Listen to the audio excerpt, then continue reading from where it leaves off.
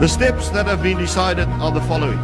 The prohibition of the African National Congress, the Pan-Africanist Congress, the South African Communist Party and a number of subsidiary organizations is being rescinded.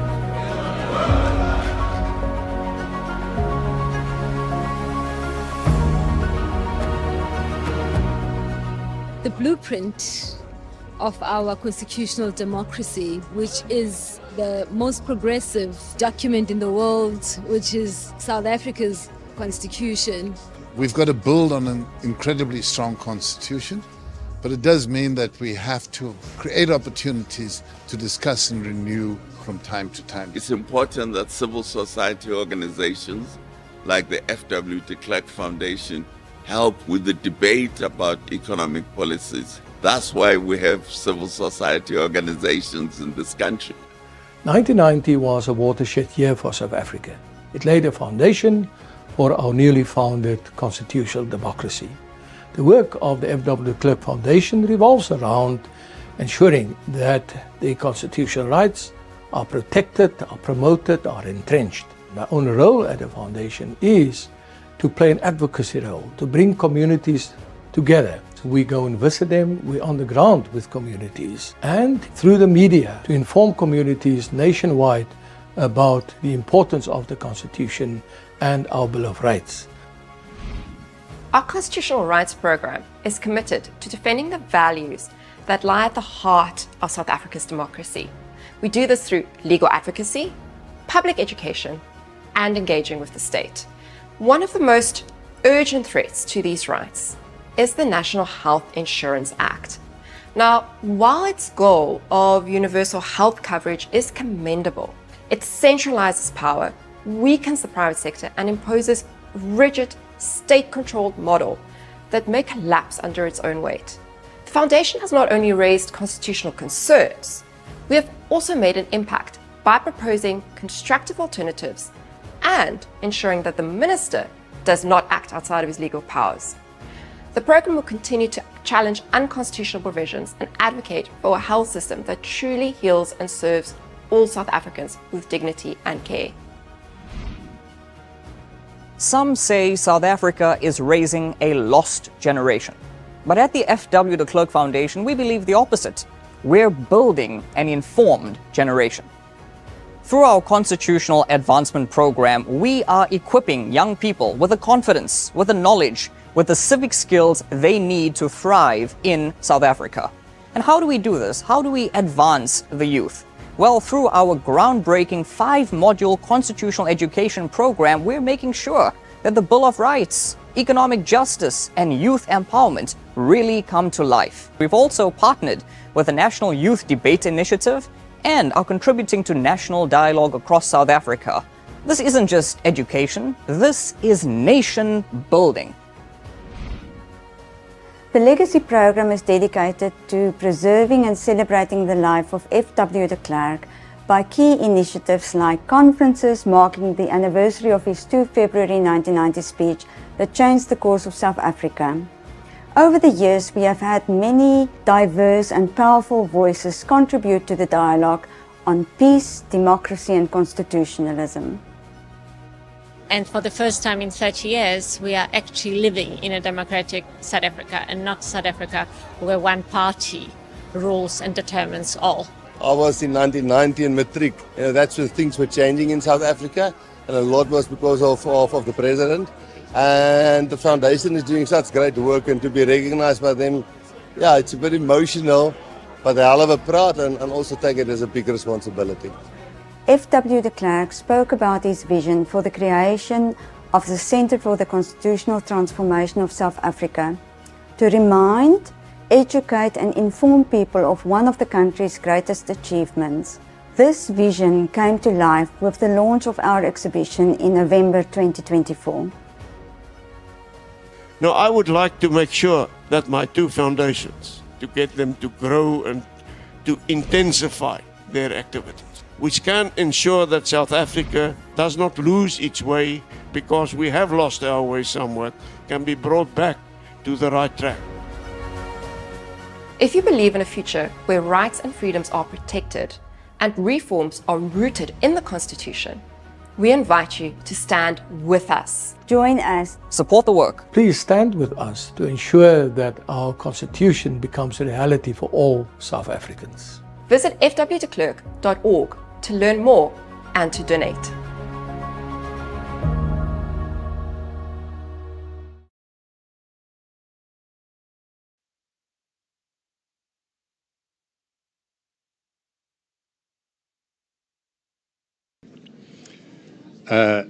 Ladies and gentlemen,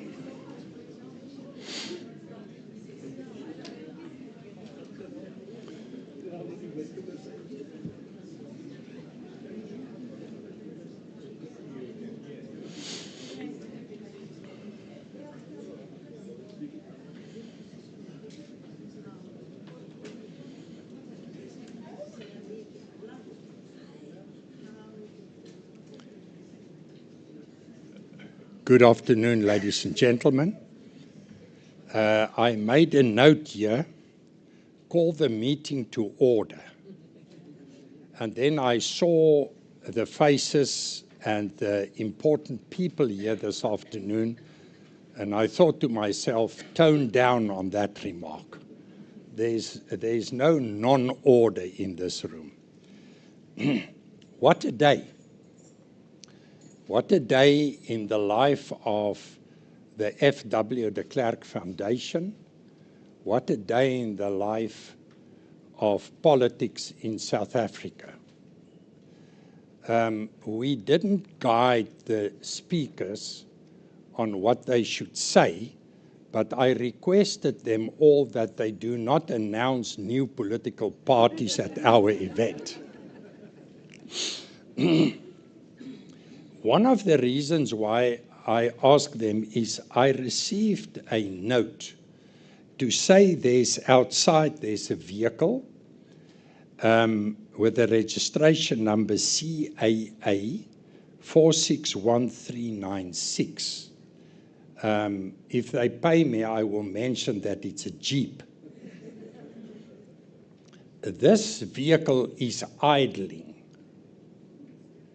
Now, maybe it's a relay closing of the engine, or maybe it's a getaway car. We're not sure yet.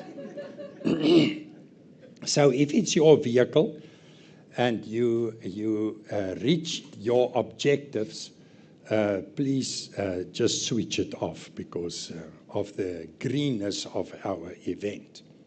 My name is Cederberg. I'm a member of the board of the FW de Klerk Foundation, and I'm standing in for Christo van der Rede.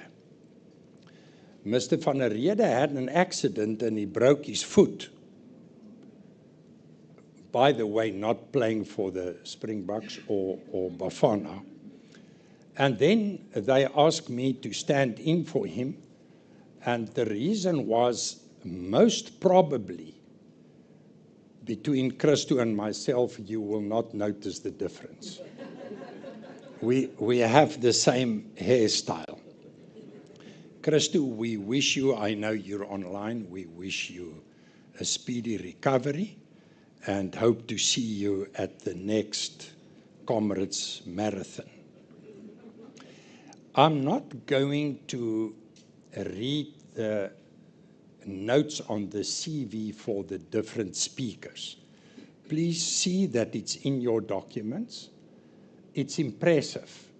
You will be impressed by our speakers this afternoon, and when you get home, you will be even more impressed if you read their CVs.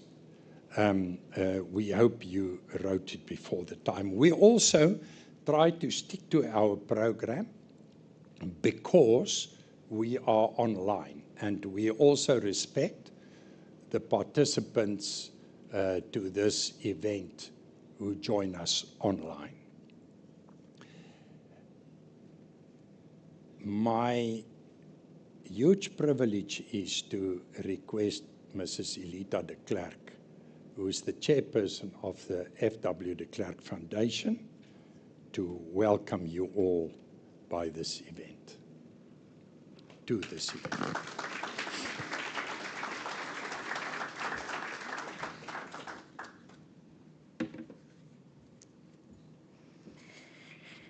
Good afternoon, dear ladies and gentlemen, dear friends and new friends to make, like Sissy here. This is a real pleasure for me to welcome you,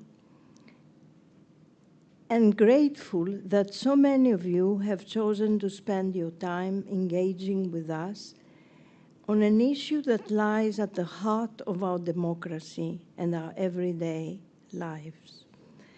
The Konrad-Adenauer Foundation,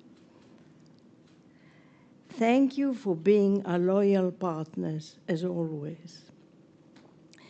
On behalf of the FW de Klerk Foundation, I warmly welcome you at this conference. Local government elections 2026, chances and challenges to fulfill their constitutional mandate. Local government is where democracy is experienced most directly through the quality of basic services, the condition of our communities, and the relationships between citizens and those elected to serve them.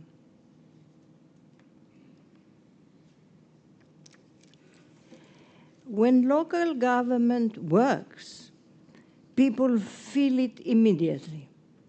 Equally so, when it doesn't, it is immediately felt as well.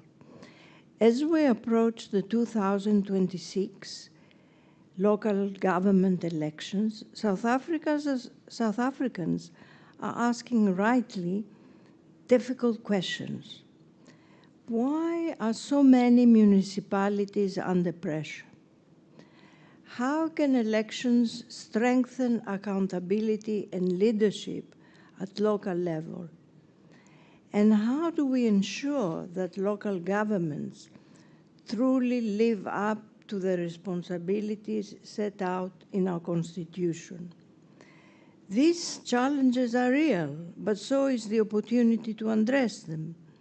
Our Constitution provides a clear and enduring framework for democratic, accountable, and development-focused local government.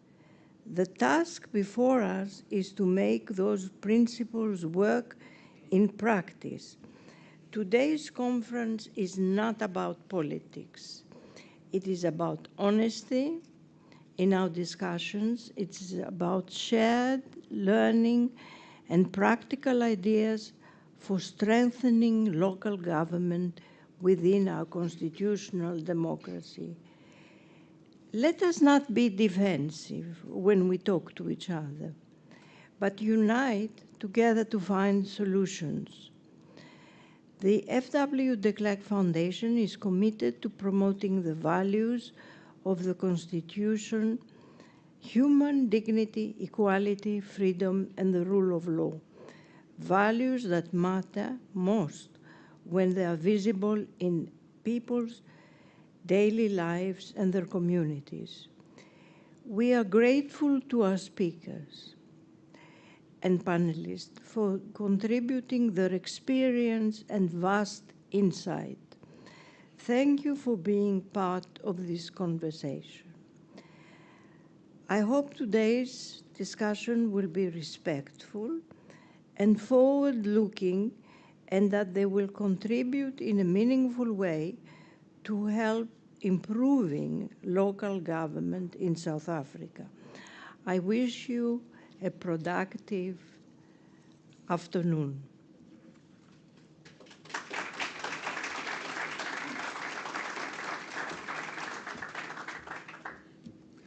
Thank you, Chairperson. Thank you, Elita, for bringing forward the welcome and the theme for the event. As Elita said, we have a very good relationship with, what is your name again? Konrad-Adenauer-Stiftung.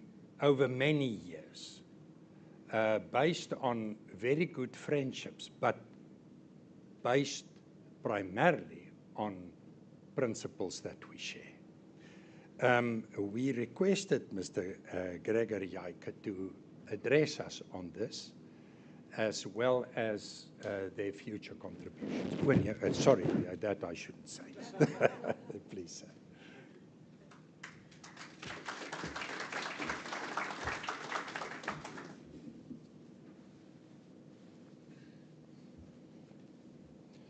Good afternoon, Mrs. Elita de Klerk, honorable speakers, esteemed guests, ladies and gentlemen.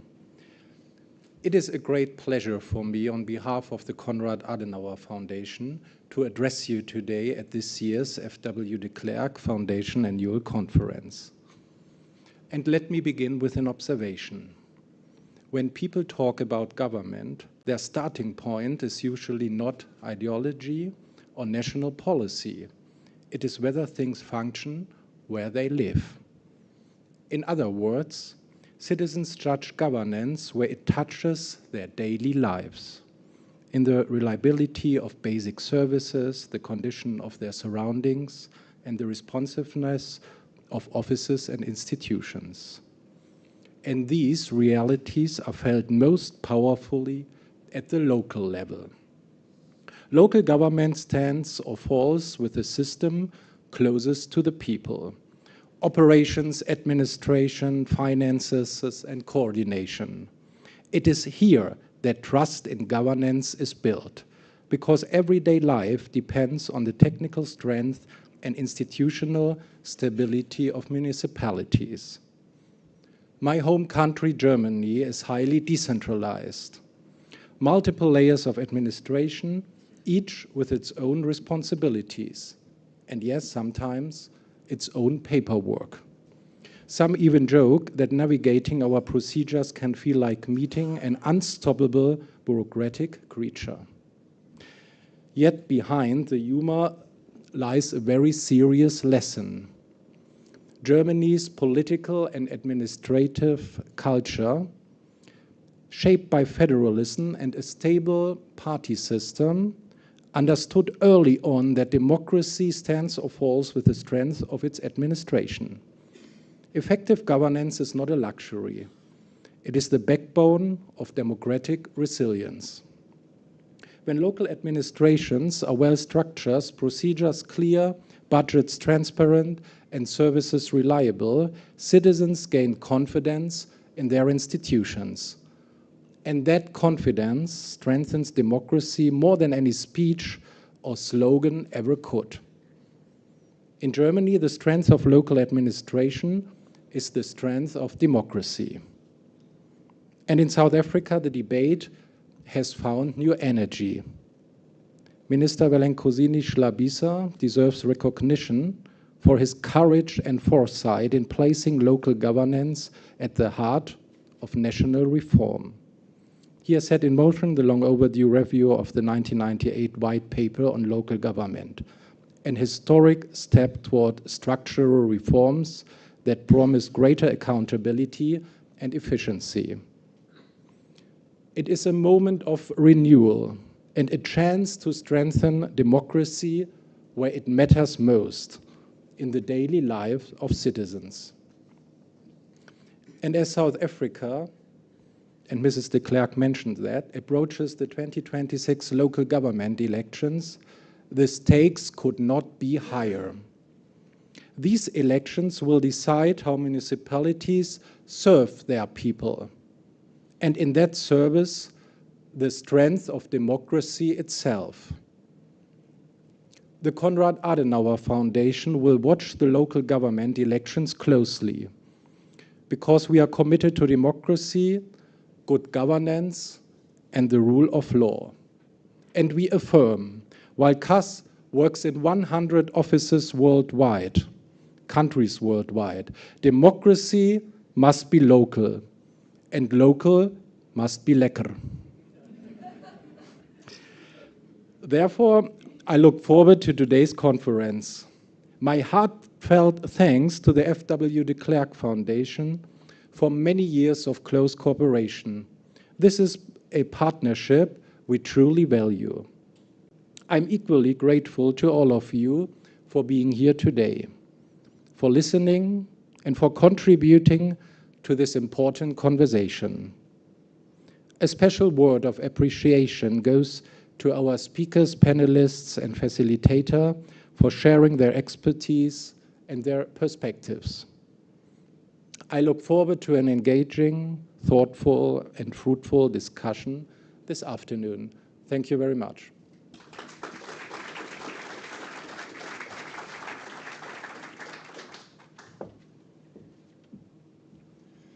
Thank you, friend. Ladies and gentlemen, we are honored to listen to people who emphasize trust, confidence, and democracy. And thank you very much for doing that on our way to our local government elections. On the same topic, but extremely important in his role, we are honored to have Minister Hlabisa with us this afternoon.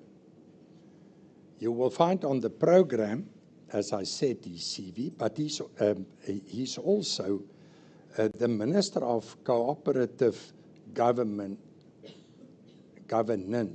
and Traditional Affairs, COCTA. And then he's also the president of his political party,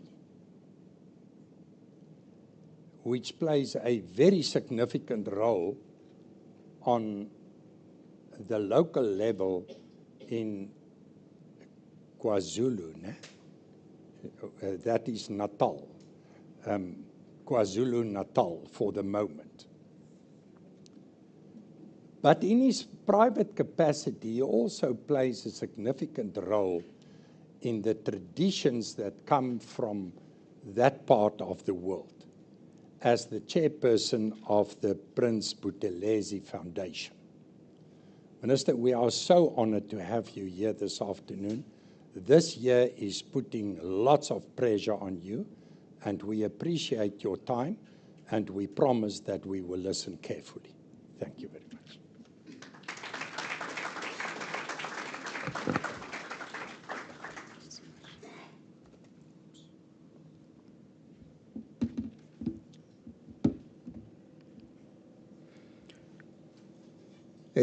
Thank you very much, Program Director,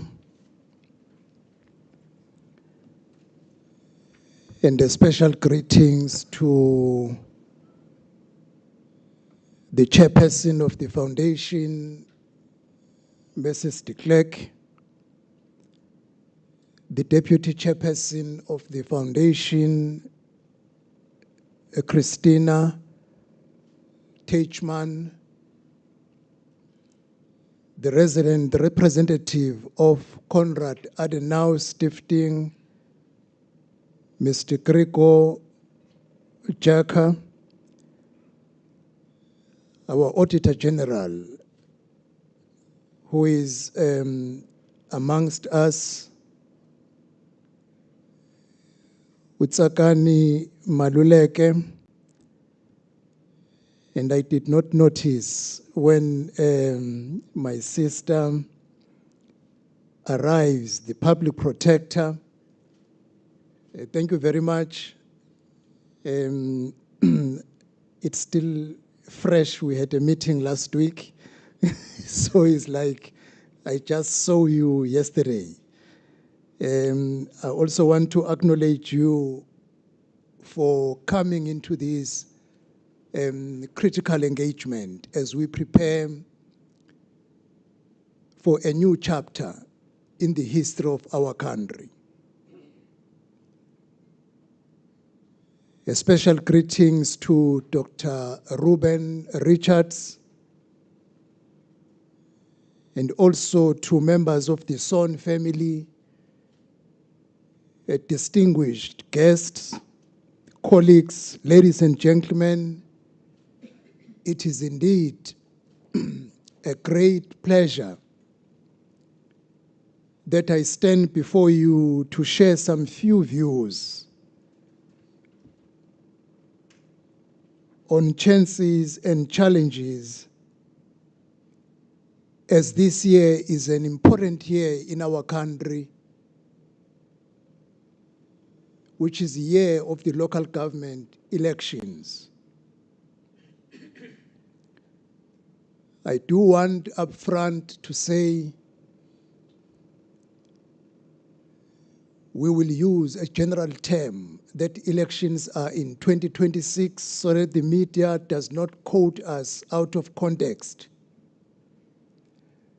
Elections will be any time between 1 November 2026 and 30 January 2027, which is a 90-day period after the end of the term of the current councillor. So generally, the term comes to an end at the end of October. On the 1st of November, anytime elections can take place. But it is therefore a general way of referring to it that 2026 is a year of elections. From the government point of view, let me start from there. We are ready for the elections in 2026, the earliest. Working together with IEC, all processes are in place. You noticed last year, early December, the Demarcations Board handed over the ward delimitation to IEC, which then marked the beginning of the process from IEC as they had received the wards to start now identifying the voting districts and then start and ensure that the beginning of the process of the recruitment of the staff begins. As the year has started, IEC is going to release a timetable which informs the public of South Africa in terms of the 2 open voter registration weekends, which will be an indication that IEC, as an organ on behalf of the government that runs the election, is ready to ensure that the elections are delivered free and fair as early as after the 1st of November 2026. So on the side of the government, we are ready to open a new chapter. It is true that the local government in our country is not functioning very well. Only pockets of municipalities are doing very well under circumstances. They may not satisfy all the citizens, but certain basic things. The Auditor General is my witness that out of 257 municipalities, only a small number is able to account and be transparent in terms of how they use the resources. The majority are unable. And the public protector, who is also present here, is also my witness that the complaints and challenges people eventually escalate to the Office of the Public Protector are a demonstration that the local government is not in a good space. The local government is the closest sphere of government to our people. As it has been said before, when the local government is functional, people feel it. But similar When the local government is not functional, people feel it instantly because they do not receive the basic service delivery items which the Constitution entrusts a local municipality to deliver to our people. I want to start by saying we are finalizing a process of the review of the white paper on local government. By the end of March this year, we will have gone through the cabinet process, reimagining the future local government set up in South Africa. It is true, some of our municipalities that are not functional, it is because of the history where we come from. Some of them in terms of demarcation, they were designed in a way that will not make them functional because there is no revenue base to collect. They only rely on grants. But equally true, when those grants have been given to our municipalities, most of them are unable to use them. The capacity issue is a challenge,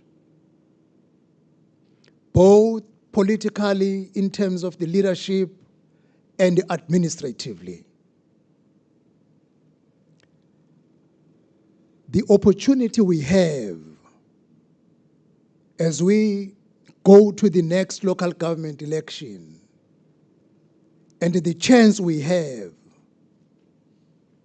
is to deal with the capacity challenge. The municipalities that function well, you will discover that the mayor, the deputy mayor, the speaker, and the executive are competent people. They have certain basic skills. They are able to read and comprehend the annual financial statements. They are able to read and comprehend the audit report. When the public protector issues a report, they know the implication of the report by the public protector. They just don't leave it to collect the dust in the file.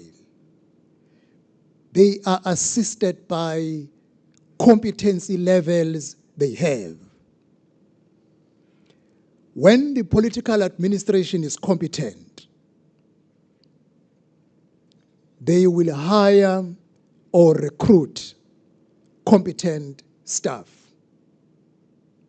Because it always goes together. You can't find an incompetent person hiring a competent person as an administrative support. You can't find such because it will not work together. An incompetent political person will not be able to hold into account a competent administrator. So now the challenge is capacity in our municipalities. The opportunity we have, therefore, is that come the 2026 elections, the voters, because they will have seen who are the candidates, not vote by heart, but to vote in terms of, is my ward councillor, when I look at him or her, going to be able to deliver services I want? Is the councillors that I see in the list of Party A, when the money has been given to them, will they be able to utilize this money to advance the needs of the community? If yes, then give them a vote. Refraining is not a solution. If you refrain from participating in the election process, the minority will decide on your behalf, and things will become even worse. The only solution to the challenge of the capacity our councillors have is that the electorate must take an active role in voting for the right councillors that will direct service delivery in their area. When you choose the right councillors will recruit a competent MM. A competent MM will go for a competent CFO. A competent MM will go for a competent technical director and competent director corporate services. These are the engines of the organization, a municipality. When people feel service delivery, it is because of the competent political leadership accompanied by competent administrative support. The golden opportunity we have, despite the challenges that exist in our country, is to mobilize everybody to participate. The program director said very well, we're not talking politics. If we want a solution, get everybody involved. If you have competent political leadership, that leadership is able to hold the administration to account. An incompetent mayor cannot introduce consequence management because he or she may not understand what is consequence management. To fix the local government, the first thing that needs to happen, get the right people for the right job. The local government is a highly politicized space and is a highly corrupt space. Yes, corruption exists even in other two spheres of government, but it's not as bad as in the local government space, because in a local government space, even the most junior person, you will find there is one way or another an involvement in incorrect practices in terms of the operations of the municipality. The only solution is not abstain, get involved, get the right person for the right job. And it is not therefore mine as to who is the right person or the bad person for the job. Every citizen knows who can deliver water for me, who can fix potholes in the area where I stay, who can account transparently about the resources given to the municipality by the national government. And then the will of the voters is key. The second challenge we have, instability in our municipalities. Some of our municipalities are dysfunctional because The structures of the council do not meet. And at the core, when you try to find what is the main challenge here,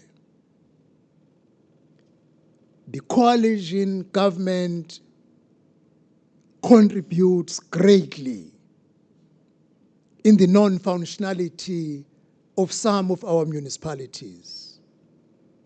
You will have a typical case here in Western Cape, but it is everybody's knowledge that the city of Johannesburg, a metro, in a period of 4 years, they had more than 5 mayors. Definitely, that is instability. There could be no continuous planning for a period of 5 years if now and again it's a new mayor. Even last week, a motion of no confidence was on the table in the city of Johannesburg. Coalition have come to stay. Any political party that dreams of more than 60% majority rule is not living in the present. The present time is for coalitions. Not that we like them. People have realized that if you give complete powers to one political party, there is a high possibility of abuse. Now make more than one person responsible for the governance of the country. There were many people who were criticizing us, even myself, because I was in the forefront before 2024 elections to prepare for coalition government. Some, they said, you are dreaming. And we took an opportunity to go to Germany to study the best practices of coalition government, as well as Denmark, as stable countries in terms of a longer period living under coalition governments. Then what happened? Many people remain not believing. But good enough. South Africa is moving forward under the coalition government. We have graduated over the first year to know each other. And we are destined. Oh, Babumpegi, I didn't see you. Greetings, Babumpegi, as you are present in our midst. These are people we cannot ignore if they are part of the people in the room. The GNU is going to take our country forward. We are confident because we have a combination of abilities, not from one political party. There are sufficient checks and balances. And even the ministers, they want to demonstrate that my political party can do better. And in the midst of that competition, the country will go forward. At the time when it was one political party, people may even sleep because they know the electorate will also bring us back next year. There is no one who has a guarantee who will have a majority in 2029 provincial and national government election. There is no one. Things are likely to change. But let me come therefore to the local government.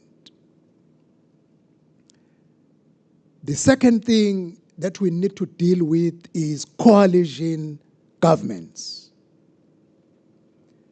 Because the majority out of 257 municipalities will be under coalition government after the elections of 2026. That's a given.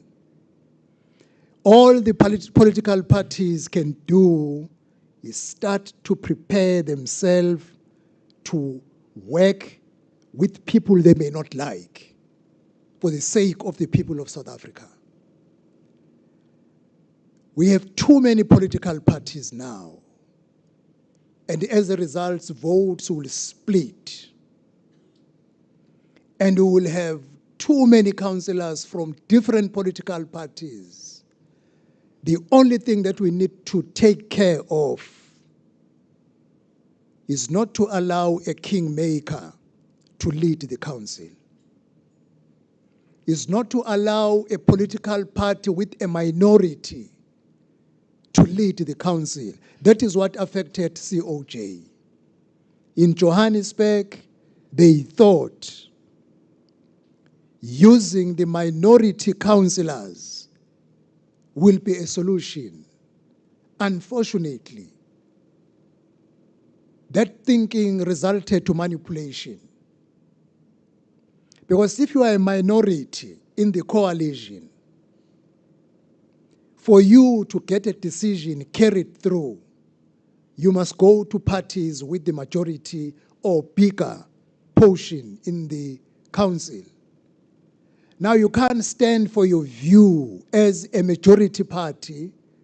You will only rely on other parties' views, yet you are a leader of the council. And this is the mistake we must not do when we constitute the local government councils after 2026 elections in order to ensure that we have stable councils. People are not interested to be ruled by a certain party for 3 months, and thereafter they hear there is a motion of no confidence, another party takes over for 4 months, and after that another motion of no confidence, another party takes over for 3 months. 3 parties in a year. There will be no consistency, there will be no follow-up on planning. Now, at a government level, we are championing the coalition's bill. The coalition's bill wants to regulate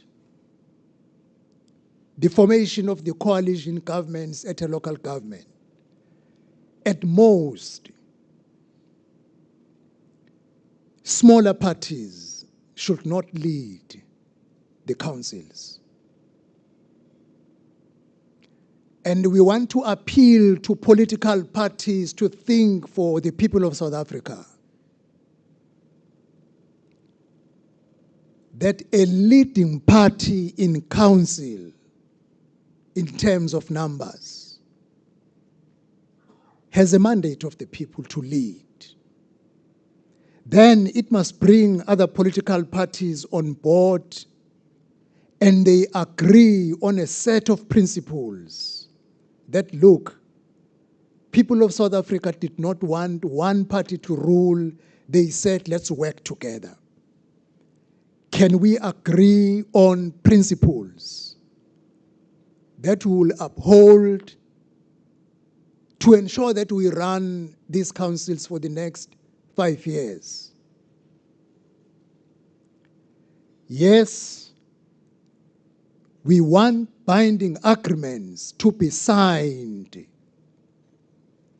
But a binding agreement does not matter more than principles within political parties. You will know better. You can enter into a marriage and have a marriage certificate. But what makes you honest is not the marriage certificate. Am I right? What makes you honest in your marriage is the vow that you made that I'm beginning my life with this person. Marriage certificate there or not there is not what guides you to be honest and faithful to your partner, but it's the principles that I am getting into a marriage to build a family. And that is what we want to instill to our political parties, that the coalition governments should be entered into with the intention of building our communities. If that can sink to our political parties, we have an opportunity of stable governments at a local sphere, which is the closest to our people. The second opportunity we have, the Chapter 9 institutions our country that is having. My two sisters are present here, but there is also IEC. IEC has graduated and matured even to run a complex competition, because these elections will be highly contested. You know, there are so many political parties that were not there in 2021. Some came into existence last year, and we're still going to see some coming into existence this year. So now the competition level will be complex. Our Chapter 9 institutions from the IEC is our opportunity as a country to run a complex election and deliver a free and fair election. I'm sure you are aware that elections were contested in 2024. Some are still in court, and they want to go to International Court of Justice contesting elections. If you have a credible institution, a person can object and go to whatever level of courts, but the elections will remain credible because the institution that was running the elections was free and fair and played according to the rules of the game. We have taken a step further from COCTA. I was sharing with my sister on Friday, the 10 by 10, which we will be championing with the Auditor General, but we want to translate a similar culture and behavior to the Public Protector. The resources that are available in our country are enough to make our people feel service delivery. The problem is on capacity, as I stated at the beginning. The Auditor General has been persistent on challenges experienced in the local government, as she will be also doing the same even now. And she even take a harder stance that the white paper review was an additional thing to have, not that it's a basic thing to have. The key issue is consequence management. But consequence management, the prerequisite to consequence management is capable leadership. Because if the mayor or the MM is not capable, he or she will do it wrongly and loses all cases when trying to introduce consequence management because the capacity is not there. So now, capacity becomes an overall, and this capacity will be brought into existence by the electorate. The political parties need to be forced. Because even if, no matter how you can try to say, please deploy people who are capable, they will deploy cadres. They will deploy friends. Now the electorate need to force them through their vote, not abstaining and making the right choice as to this time around, this is the person we want to vote. As Minister of Culture, I don't care who governs a municipality. I'm serving all municipalities equally because it's the choice of the people. Once people have made their choice must be respected. In the face of huge challenges that we have, the chance and the opportunity that is available to us is that the right to decide remains with the electorate. The chance that we have a constitution. In other countries,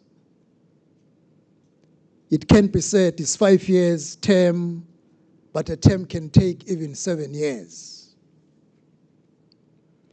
We even learned it in a hard way during the COVID-19. We tried to go to court and say there is a pandemic. We can't have elections in 2021. Can we postpone elections to 2022? The court said, no ways. Elections must be held in every 5 years. You hold elections before a particular date in November. As a result, 1 November came about. The opportunity we have in South Africa, our democracy is regulated by the Constitution.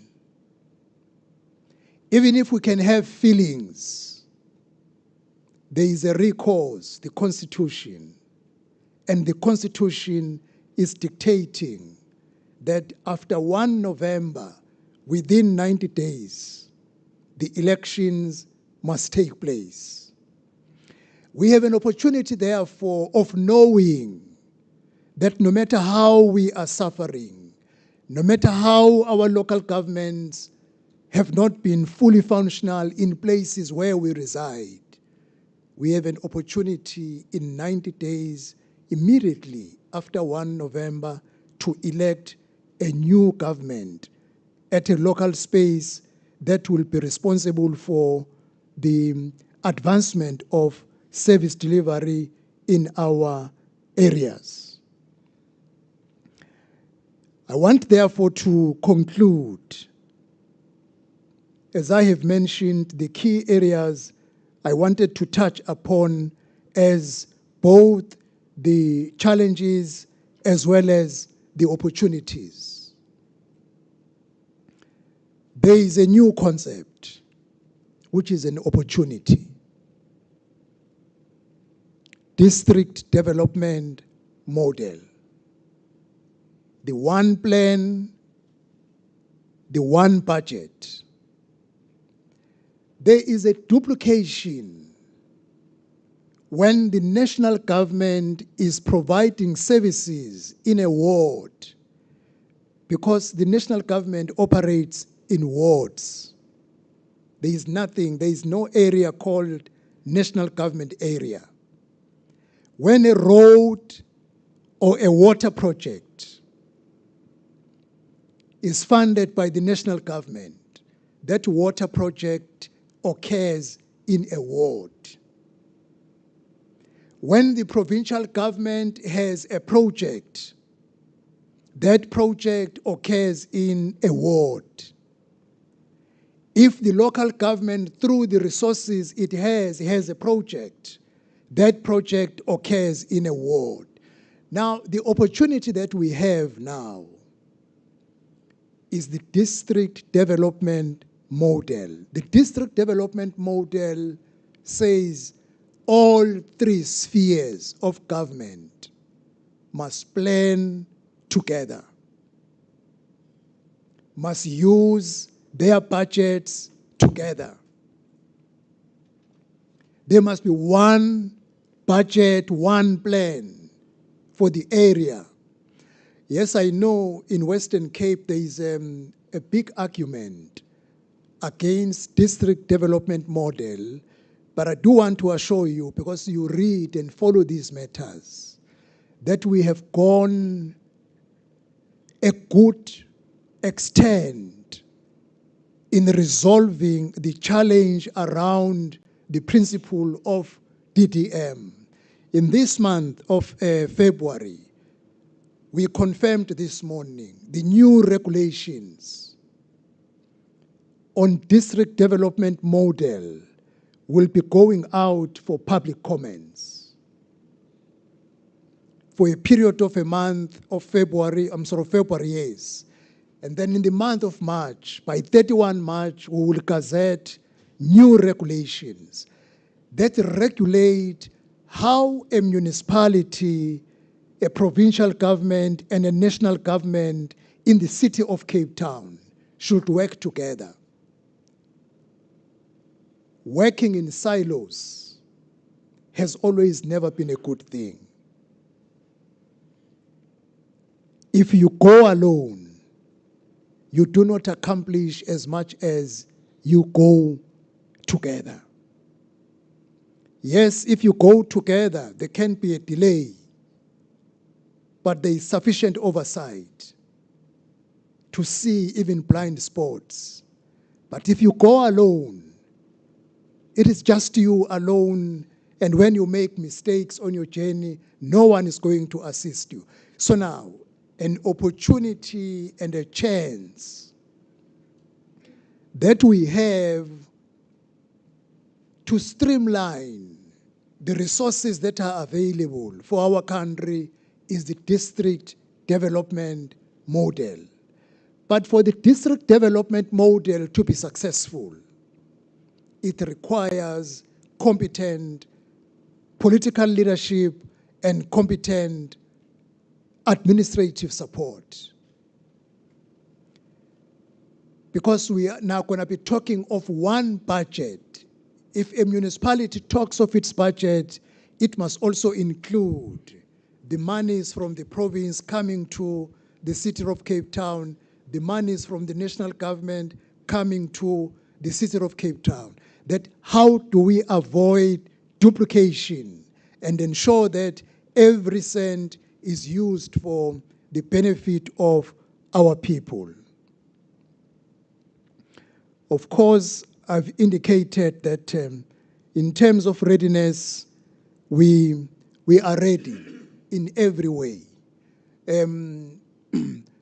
The Independent Electoral Commission, the commissioners whose term had expired, the government has gone through the process up to a parliamentary level to fill all the vacancies, and the commission is fully intact now, ready to champion the journey to the new chapter of our local government system.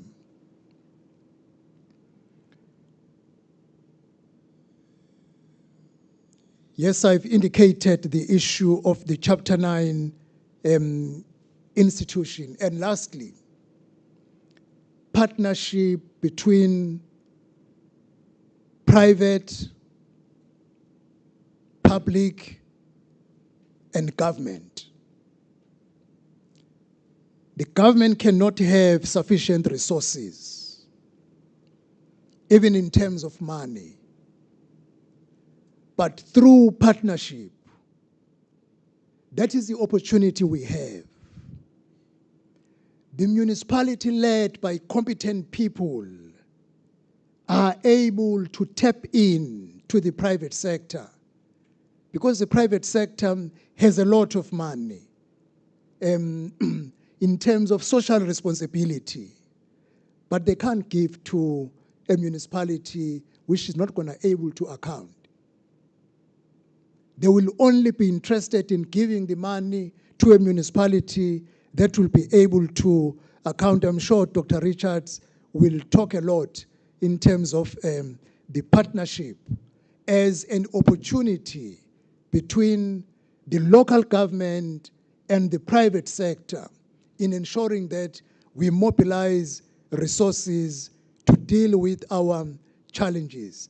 The climate change is presenting a new challenge. It's fire this time in Western Cape. It has been floods in Limpopo and Mpumalanga. Last year, it was floods in Eastern Cape. 2022, it was horrible floods in KwaZulu-Natal. The partnership between the local government and the private sector is what is going to be a key in order to ensure that the challenges presented by the climate change, we are able to overcome them at the earliest we can. From the side of the government, chairperson of the foundation and the members of the board, we are at your service. You are playing a critical role to raise these discussions and to invite the audience to come and raise these issues, and we will leave this gathering empowered as the government that what is the view of the people of South Africa in order to rectify the dysfunctionality of our municipalities, beside what I have said. I therefore, Chair, want to thank the opportunity to engage on such a critical matter as we all prepare to reshape our country. If the local government is not functional, the national government will not function. The provincial government will not function. The local government holds the key in creating a conducive environment for the economy to grow. If there is no water, business people go away. If the sewage is running down the streets, customers, they don't go and buy in those areas with sewage running down the street, and as a result, shops and every business will shut down. A functional local government is a key to the functionality of the state. That is why, therefore, during the 7th administration, our slogan, our motto says, every municipality must work. Because if every municipality works, the country will work. And to make the municipality work, it remains with the electorate, not with political parties, not with councillors, but the electorate that must decide who has the capacity to service them better, make those people sit in these positions so that you can see the services you want during your lifetime. Thank you very much, Program Director.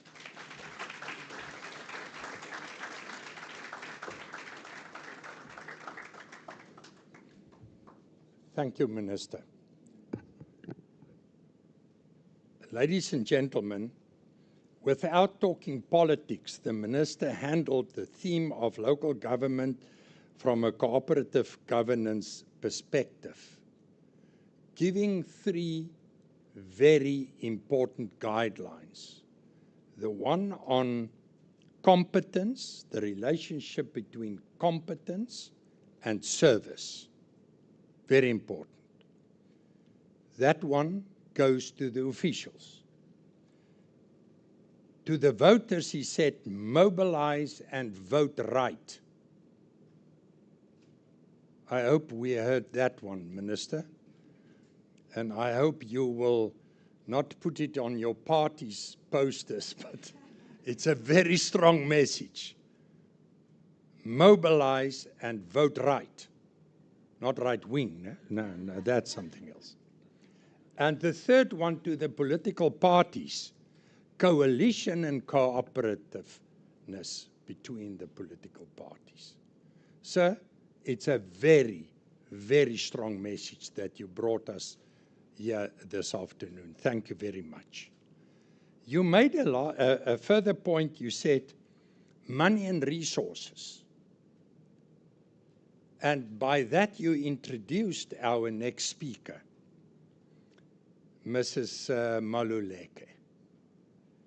Local elections from a financial management and accountability perspective. We are glad to listen to you. Thank you, ma'am.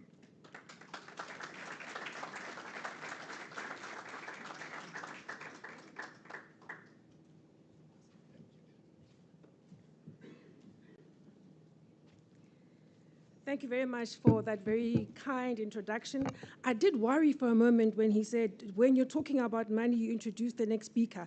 I was worried he thinks I might have money to offer. Allow me to disabuse you of any notion that that might be a case. But thank you very much, Program Director, for this afternoon. I'd like to greet the Chair of the Foundation, Mrs. Elita de Klerk, whom she and I have agreed we will refer to each other as CC going forward. Minister of COGTA, thank you very much, Honorable Velenkosini Hlabisa, for your speech and your remarks. In fact, I found myself struggling to figure out what I'm going to say, because you and I seem to agree on so much. I want to also greet the representative from the Konrad-Adenauer-Stiftung, Konrad Jaecke. Thank you for your remarks as well. And again, it seems like we all seem to agree on the key messages we all need to be dealing with. So I think this afternoon should be pretty easy. The Executive Deputy Mayor of Cederberg Municipality, Dr Richards, the members of the family of Dr Franklin Sonn, I saw Heather and Chrispin, who's leading them this afternoon, the worthy recipient of the 2025 FW de Klerk Goodwill Award. Esteemed ladies and gentlemen, my sister, the Public Protector, Mr Mbeki, and all that are here this afternoon. Let me start by saying just how delighted I am to be part of this conversation in this gathering that commemorates a very significant event in the life of our young democracy. Opportunities like this highlight the importance of openness and frank dialogue in the quest we all share to achieve a just world. Opportunities like this afford us a moment to pause and to reflect on the past, to engage frankly on the present, and to share our aspirations for a better future. The commemoration today reminds us of the North Stars of our democratic aspirations as a nation. Our conversation today focusing rightly on local government, given its significant role being at the coalface of service delivery. The sphere of government that interacts with citizens directly, and I think, as you've all said, when local government works, we know it, we feel it. And when it doesn't, equally, we know it and we feel it. It is opportune for us to focus on local government as we face up to the upcoming elections at a date that the Minister is better adept at describing and sharing with us. But indeed, all of us will have the opportunity to go and exercise our hard-fought right to choose whom will represent us, whom will lead us. The poor state of local government demands that all of us across society play our respective roles to improve our municipalities, so that there are key institutions that do deliver on the aspirations of our democracy. And I like this saying, democracy must be lived. And all of us must insist that that is our reality. Today, amongst others, is a day where we remember a moment that was instrumental in moving South Africa from a divisive past to a new dispensation that acknowledges human dignity. The architectures of our Constitution saw it fit to create Chapter 9 institutions like ours, whose objective is to support our country's democracy, our constitutional democracy. The Auditor General of South Africa is the institution that I'm privileged to lead. This year, we will be celebrating 115 years of public sector auditing, supporting our country's democracy by auditing and reporting on the financial statements, reporting on compliance with legislation, and probably what we sometimes lose sight of, we give a view on the credibility of performance information for every single audit that we conduct.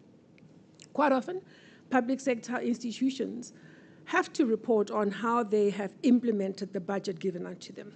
So their role is not simply to talk about the debits and credits. It is also about saying, with the budget we've been given, to what extent have we actually achieved on the things we said we would do? So it's an important part of the story. We dare not stop at saying, well, our financial statements are credible, as important as that is. The key questions remain, do we operate within the rule of law? Because that's a key pillar of our democracy. And also, how transparent and accountable are we for our performance?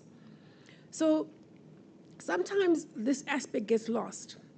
And I'm grateful for the people that crafted the Public Audit Act of South Africa, which enables the Auditor General to go and audit every single public institution every single year, and to say, are the financial statements credible? Were goods and services delivered in a manner that's consistent with the law, especially in the area of procurement? And to what extent is the performance scorecard reliable? Those three aspects together create a suite of information that tells you to what extent the people leading that institution are doing so on your behalf or not. The work that we do sees us interacting with leaders across the public sector. So we will give findings and recommendations to the people that run government, but also we give citizens information every single year so that they benefit from the transparency that is available to them and they can use that information to good effect.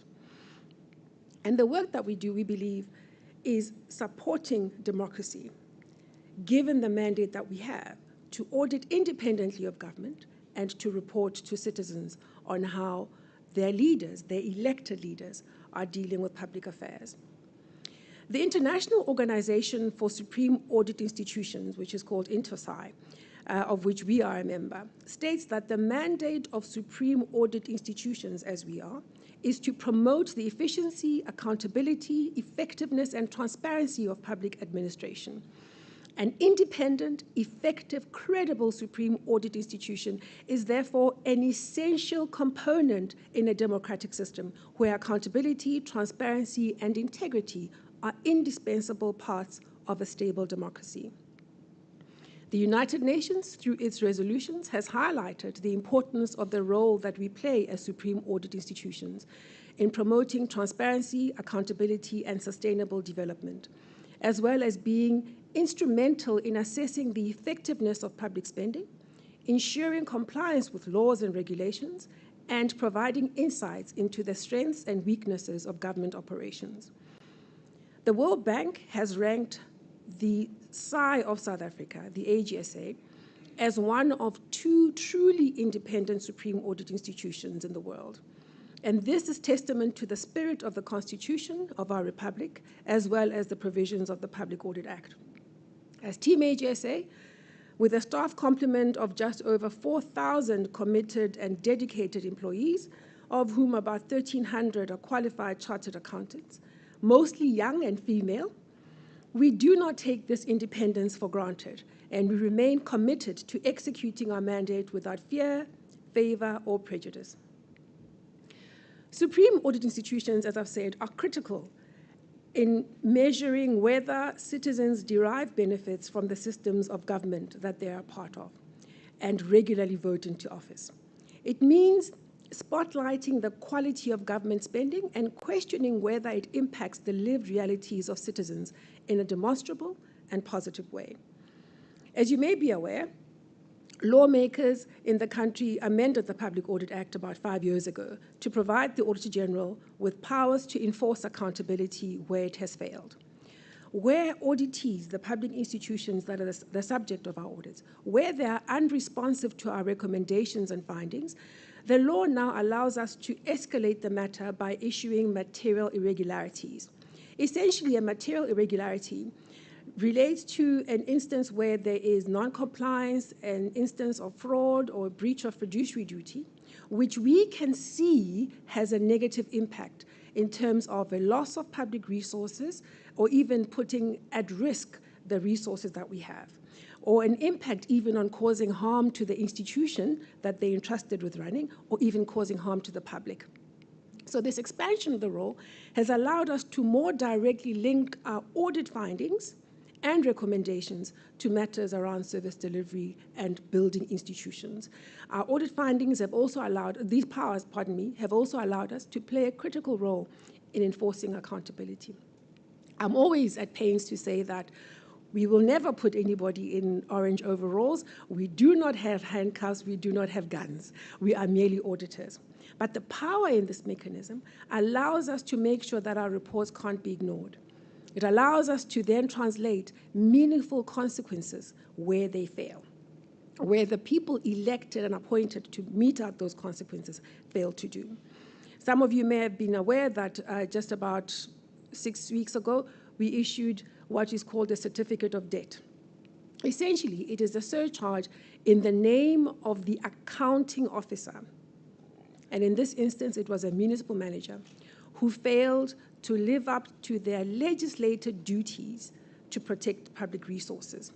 And it takes a long time to do this because you've got to keep them still doing their work. But we can now harass them. We can't allow them to forget about the issue. We keep following up. We give more and more opportunities to sort out the problem, and we keep following it up. And it's only at the end of the process where we arrive at the view that indeed this particular individual has continually failed to live up to their duty to act as a responsible steward of public funds. Then we will issue that certificate of debt. Other things we're able to do are to refer matters for investigation by law enforcement. You may have seen us then being able to refer matters to other players in the ecosystem of accountability. We refer matters to the public protector, we refer to the Hawks, we refer to the National Prosecuting Authority as we need to. We also do a lot of work and referrals with the SIU, and they're able to then go and implement their powers and become more effective in doing what they need to do in chasing public funds that are being lost. As a result, I believe, of these new powers, we're seeing slightly better responsiveness on the part of accounting officers, some very encouraging shifts. We're also seeing that accounting officers, executive authorities, parliament and legislatures, as well as some municipal councils, are becoming attentive to their responsibility to prevent and deal with irregularities and their resulting impact. The money that we're able to get back into the coffers of the state at every instance, whether we do it directly as the AGSA or the accounting officers do it based on the fact that we chase them, or even the SIU does. What happens is that those resources can now come back into the fiscus and actually go ahead and deliver services. So it's an important contribution that we're able to make. With local government being the sphere that is closest to citizens and having the most significant impact on the lives of citizens, it is important that we ensure that they perform all of their given critical tasks in a way that's effective and consistent, whether it's about how they maintain stormwater drainage systems, whether it's about how they maintain roads, whether it's about making sure we have water in our taps, which is becoming a regular issue across the country, whether they make sure that our sanitation systems are effective and reliable. Municipalities, and whether they function or not, has a direct impact on how we live our lives. And one of the things that I know Minister Hlabisa raised, which we sometimes forget about, is that an effective municipality is one that is able to crowd in private sector investment. It is one that's able to have a compelling development plan and live up to its own responsibility, but also working in partnership with citizens and business. When business runs one direction and the municipality runs a different way, it simply doesn't help us. In fact, development regresses. The local economic development and programs then never happen.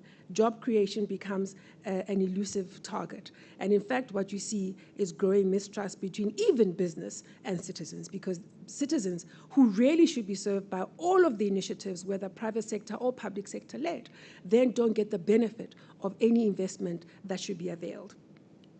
One of the stories that we all know is that, in fact, when municipalities are dysfunctional, there's capital flight. And of course, it becomes quite a circular thing, because when capital flight happens, jobs are lost, revenue then doesn't come into the system of local government, and then the local government system in that locality continues to deteriorate. The reality, and I think we all know this, far too many municipalities are simply not delivering as they expected. And service delivery failures, the instability in councils and administrations, financial mismanagement and disregard for the law. All of these governance failures have widened the trust deficit between those who are elected and those who elect them. Local government now faces greater challenges to regain the trust of South Africans amid a shrinking revenue base and rising demands for services. The general report that we table every single year never tells an inspiring story. We try very hard to pick out the areas where things are looking better. But on the whole, if we look back at where we were 10 years ago and where we are now, there simply isn't any sign that things are improving. The trend of poor outcomes continues. Out of 257 municipalities, only 41 got clean audits. And perhaps I'll pause here to explain a clean audit. A clean audit is an outcome for a public institution that can report on their finances credibly, so their debits and credits. They report credibly on their performance report. We're not saying whether or not they have done enough to impress their citizens, but at least their report is credible, and it can form the basis of an accountability discussion, either within council or even with citizens. And they've operated within the rule of law. Too often, you hear public officials trivializing this aspect about operating within the rule of law. And many of the troubles are about the area of compliance, especially compliance with procurement legislation. Section 217 of the Constitution provides particular principles on how public procurement should run. It should be cost-effective, it must provide equitable access to opportunities, it must be transparent. And as a consequence, the National Treasury, given its duties, has put in place legislation and regulations to govern how public procurement should happen. An institution run by people who respect the rule of law will observe those principles and strive to make sure that they have the type of controls and disciplines that ensure that they consistently operate within the rule of law. And the reverse is true. Where the rule of law is trivialized, that's where you end up with controls that are never fixed. You end up with discipline that is never reliable. That's where you end up with tolerance, ongoing tolerance for people operating outside of the rules. Now, yes, from time to time, you'll have a transaction that doesn't quite meet up to the standards. That's not a sense of chaos. For us, chaos is where year after year we give the same report and there's no action and there's no consequences. So a clean audit is indeed what we should expect out of every institution. We have another category of audit outcomes where we say it's unqualified with findings. Many municipalities want to go and celebrate when they get unqualified with findings, because in their minds, they want to trivialize matters around compliance as well as matters around accountability and transparency on performance and delivery. They want you and I to celebrate with them that they've got the debits and credits right. Here's something you need to know about this area. One of the other compliance findings, even in that category, where the bulk of municipalities sit, relates to their inability to maintain proper records during the year. So they get the unqualified opinion or the credibility tick on financials after we've given them multiple opportunities to fix what they presented to us. We still give a tick on what's published, but it doesn't tell you much about the state of financial management in that environment. And so if somebody doesn't have good controls to maintain proper records during the year, it means that the quarterly financial statements that the mayor reviews and submits into council don't have credibility. And they are supposed to form the very basis of decision-making around allocation of resources. It means that the mid-year budget assessment and adjustments that are done on the basis of information that's not quite right.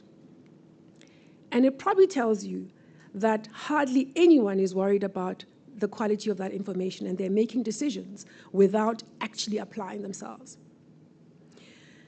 When we have instances where financial management is poor, quite often performance management is poor, and most often you don't have compliance with the rule of law. And maybe it bears repeating. Compliance with the rule of law is often about not wanting to procure in a manner that's consistent with the law. And I do believe it is about time we stop trivializing it. All of us are watching inquiries and ad hoc committees in Parliament that are dealing with matters relating to the rule of law. And we're all concerned about it. In the context of public finance management, we should not trivialize observing the rule of law. If a rule doesn't suit you, change it. Don't ignore it. Don't delegitimize it. If we all agree tomorrow that we're going to have half these laws, then let's make sure we run a process to change the law. And then we will observe it. Some people say, well, the procurement laws are needing an overhaul. That's fine. But for as long as we maintain a posture that says we will tolerate people operating outside of the rule of law, it doesn't matter how good a piece of legislation you have, for as long as you don't have the disciplines, the ethics, and the expectation that people will operate within those rules, changing the law would be an exercise in futility. What we've seen also is that there are some municipalities that get disclaimers of audit opinion. That is where the financial statements given to us cannot be supported by evidence. The records, the financial records that should accompany those financial statements are not there. And after multiple queries and multiple opportunities for the people that run that municipality to avail that information, we simply don't get it. So we end up with a disclaimer of audit opinion. It's the worst audit outcome anyone can have. Essentially, the auditor says to you, I received information, I've done my best to give you a sense of whether you can rely on it. In fact, I can say nothing about this. That's a disclaimer. And so, one piece of good news, perhaps I mustn't be all doom and gloom. Over the last few years, we've made a big noise about this because it should be intolerable for anyone who has access to public resources to not be able to tell you what they did with them. And so we've been able to knock on the door, not just of those municipalities, but also of the provincial leadership and the national leadership. And through their efforts over the last 2-3 years, we've seen a major reduction in the number of disclaimers. The other thing we're seeing is that where, especially in the Free State, some municipalities were not submitting financial statements year after year. If they submitted, it was late, and sometimes they would simply not submit. And they would still have access to public resources, grants and equitable shares, and they simply would not submit financial statements. Again, we made the point that this is intolerable. And so we found that through the interventions of the provincial leadership and the national leadership, we've been able to get at least the submissions right. It might sound like a small victory, but in our eyes as Team AGSA, it's making a marked shift in the posture of the people that run government. And so at least we've seen that, and that must be sustained. And Minister Hlabisa talks about the importance of ongoing cooperation and coordination across the different spheres of government. That's one area where we're seeing that just setting a different tone and expectations and support from national and provincial leadership, we've seen those changes. There's a great deal more to be done within local government, and I believe that if we sustain that level of support and that level of coordination and attention by the provincial and national leaders, we should be able to start seeing a change. I wanted to just talk a little bit about the matters on consultants, because we've raised this point before, and perhaps just to clarify what this is about, because every so often we issue a report and the headlines go and then people forget about it. I've been in the audit office now for about 13 years. In my first year or two, the then Auditor General started raising a concern about the use of consultants purely for compiling financial statements. And the bill was going up and up and up. We started to see it in one province, and then we saw it everywhere else. So we started to track it. About 10 years ago, we started to track it, and we tracked a few things. We would compare how much money is being spent on these consultants purely to submit financial statements. We would check how much is being spent on people employed in the municipality to do that very work. We would check the quality of financial statements that are given to us and check where the consultants are doing their work and whether there's value. And we would then try and figure out why this is going on, because this is year after year after year. Our view is that, yes, sometimes there's complexities in the accounting, so you might need an expert for something specific. That's okay. But to rely for basics, that is telling you something about institutional capacity and a posture around building institutional capacity or not. And that posture is by the mayor, by the speaker, by the municipal manager, by the CFO. A couple of things just insights we've gleaned out of this work. Where you have a mayor who's competent and attentive, they set a particular tone, and they do, with the speaker, who's similarly competent, attentive, hire an administration led by the municipal manager, who themselves is competent and attentive, and they hire a CFO. And then the mayor and the speaker allow the CM, the city manager, space to run the administration without undue interference. And then they allow them stability in their roles. When that doesn't happen, you end up with financial statements that are given after a big bill has been paid to consultants, where we still find errors in those financial statements, and where there is no accountability for performance or even transgressions. And that's where quite often you have a mayor who's not attending to their key duties, and where you have a speaker who's also not driving accountability in council.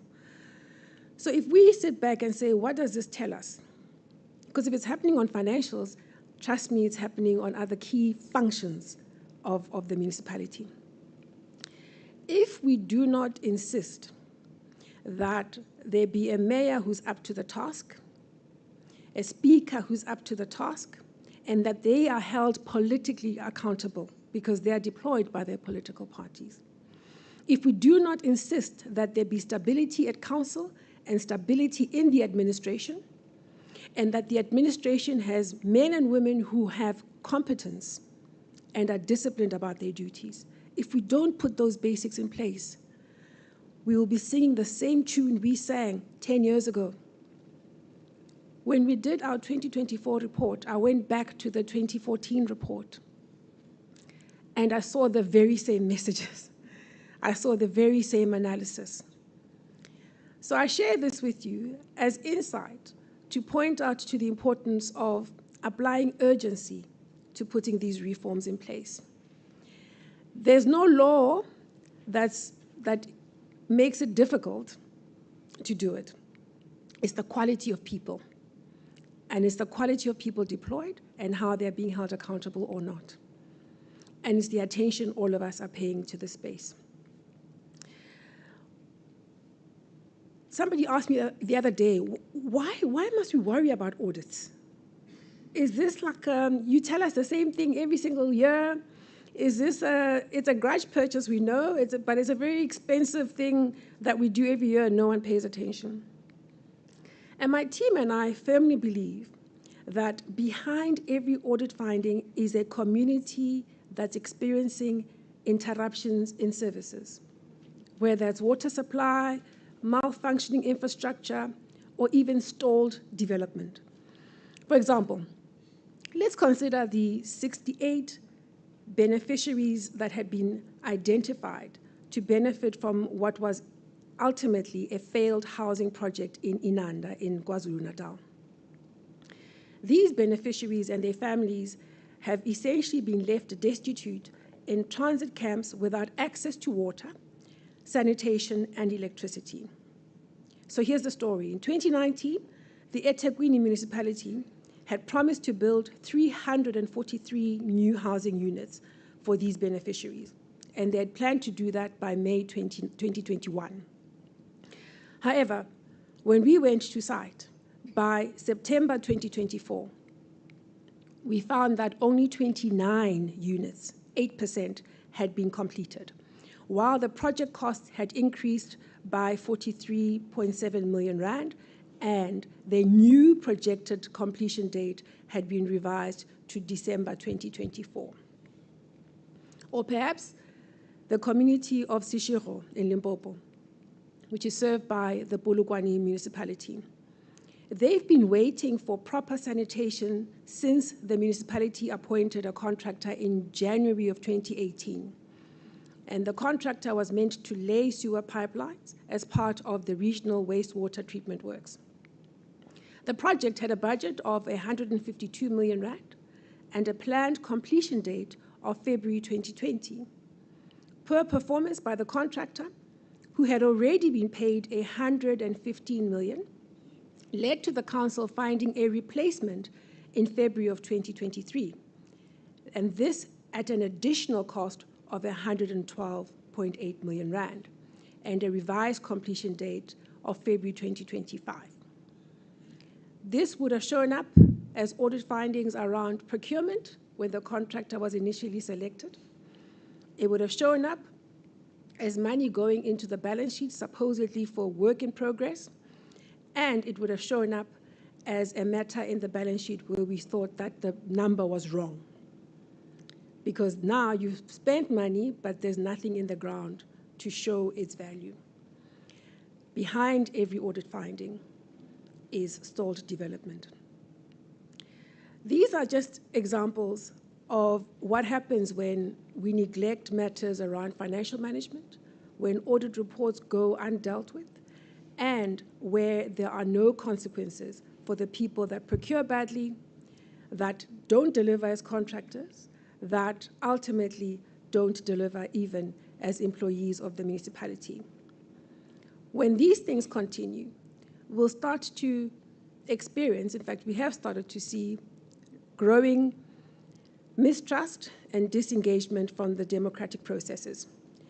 These sorts of problems, audit findings, recommendations that go ignored, they render the hopes and aspirations that were sparked by the 1990 announcement and subsequent work to change the lives of our citizens seem unachievable.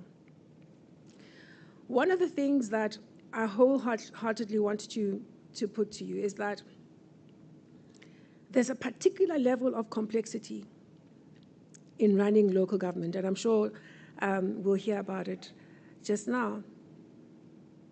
If you look at the functions given to local government, and you look at the competing demands all the time, and you look even at the big budgets, especially to the metros, that are in the hands of people running those municipalities, we have to sit back and check whether or not we are applying ourselves adequately to ensuring that those institutions are indeed led by people up to the task. Metro budgets tend to be bigger than a number of listed companies on the JSE. And having spent so much time in this space, I can say this without a doubt that I'll be contradicted. Running a metro is more complex than running a profit-making entity, even with regulations around listers. there is a particular complexity which, when we deploy people who are not up to the task, we really are shooting ourselves in the foot. When you look at the role of mayor, they're supposed to ensure that councils work with them to prepare proper plans and budgets. They monitor reporting, they drive accountability, they drive consequence management. Together with councils, they're responsible for governance oversight, policy direction, holding administration accountable. When the role is understood and actually implemented effectively, you see that stability and performance improves. And then the reverse is true. Ultimately, sustainable improvement in local government begins with a choice. The choice to appoint capable people, to value competence and integrity, and to create an enabling environment where systems and processes can function as intended. Governance reforms, financial controls, and accountability mechanisms only succeed when leadership is committed to making them work. If these choices are made, the outcomes are clear. Local government can deliver services more reliably, restore public trust, stimulate local economic growth, reduce wasteful expenditure, and strengthen our democracy at its most immediate and visible level. The upcoming local government elections are therefore not only about political contests, they're about whether municipalities can fulfill their constitutional mandate and improve the lived realities of the people they exist to serve. I'll go back again a little bit to metros, because they are just so significant in our economy. With all of their financial muscle, our metros don't seem to be able to attract the talent that they need to turn their fortunes around. And here's the thing, they operate in our cities where they should be able to access talent.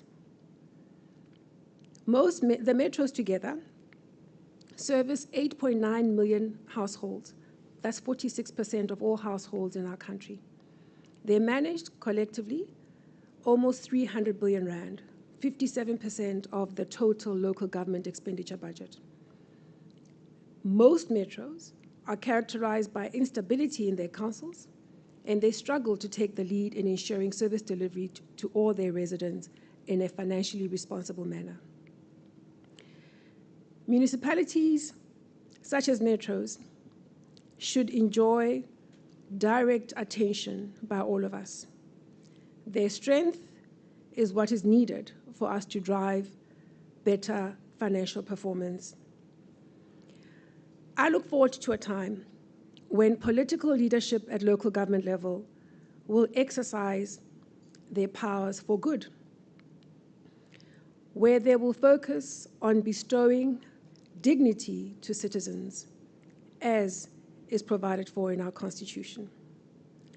National governments and provincial governments, premiers, members of executive councils, all of them have a mandate to support municipalities. And as I said earlier on, where that happens, improvements are seen. I'm going to end off by wrapping up the key things we want to land with yourselves. And it's things we've said consistently in all our reports. Building capable institutions with intergovernmental support that works in partnership with municipal leadership to promote strong governance within municipalities lies at the heart of success for local government. It's crucial that there be an effort, a real effort to professionalize and capacitate local government, closing the skills gaps, capacity gaps, ethical posture issues. It's also important that we instill a culture of ethics and accountability, and ensuring that there is consequence management, accountability, and ethical behavior. Creating stable, capable, cooperative, and accountable and responsive municipalities that deliver on their mandates is achievable. It's one of the goals that we should all make our business to work towards. It requires, at this time, the very same mindset that saved this country from the precipice and led to a negotiated settlement. I use this opportunity to encourage active citizenship and to urge all role players to play their part effectively. For all of us have a role in the accountability ecosystem. I equally encourage all the role players in this room to be part of the solution and to use this dialogue to shape particular initiatives that will support municipalities in driving capacity building, professionalism. I wish to conclude with a quote from Professor Will Kimlicka. Says that the health and stability of a modern democracy depends not only on the justice of its basic institutions, it also depends on the qualities and attitudes of its citizens. The democratic promise can only be realized if all of us take a stand as citizens who are committed to this country and who want to have a better future, a future that we all so richly want and so richly deserve. Thank you.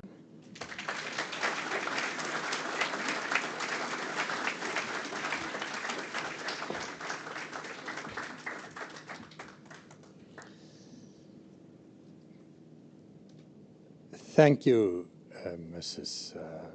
Maluleke. Minister, she also dished out some work to the citizens and to the minister. I'm not going to summarize the speech because we're a little bit behind schedule, but if I use the words accountability, responsibility, effectiveness, compliance, and rule of law, ma'am, it summarizes your speech. Thank you very much for that. And by the way, it is not part of Professor Erwin Schweller's speech at the previous event. Same words, underlining the principles of quality local government. Thank you very much, ma'am. Ladies and gentlemen, I want to acknowledge 2 or 3 guests that came in a little bit later. The Public Protector, thank you very much, ma'am, for joining us. Some of the ambassadors and diplomats, we really appreciate that you also joined us. Then Mr. Moletsi Mbeki, you know, he was recognized by the minister, but also we have to recognize him as one of the people who was the recipient of the award that will be handed out later this afternoon, if I cut short my speech, otherwise it will be tonight. And then Mrs. Joan Sonn. Joan, thank you very much for joining us. We welcome the rest of your family. We are so glad that you are here, but later about you more. I want to refer you to this document. On the front page, there's a guy that looks like me, and Elita, and who's this other guy? Rassi, yes. I want you to have a look at that document and the back page, and you will find there some administrative matters. It's not just administrative matters. It's part of the core management of the foundation. The people who work in the office, people putting their valuable time available to assist Elita and Christina to manage this foundation. Please have a look at the Board of Trustees. I'm not going to allow them to stand up. Some of them are so old, we'll run late. Some of them, and I won't mention Christo by name, cannot get up, you know. He's in a wheelchair. And then our patrons, which I want us to, at the future meeting, attend to a little bit more. The role of the patrons, and then the interns. And then my request to the head of the office, Mr. van der Rede, that we in future also have a list of the staff members who are actually part of the core of thinking, working, producing the wonderful work that we have here. 2 remarks before I end. May I request all the presence of all the speakers, the Konrad-Adenauer-Stiftung, and Elita and Christina, and all the other board members who are here, to just please come to the front here.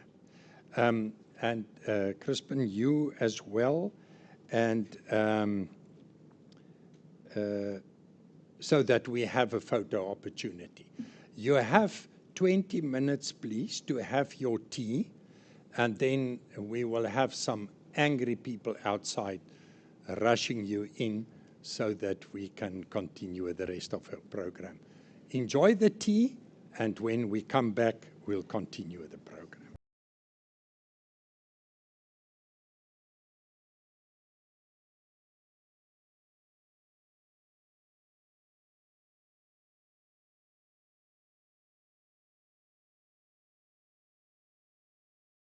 Can we take our seats, please?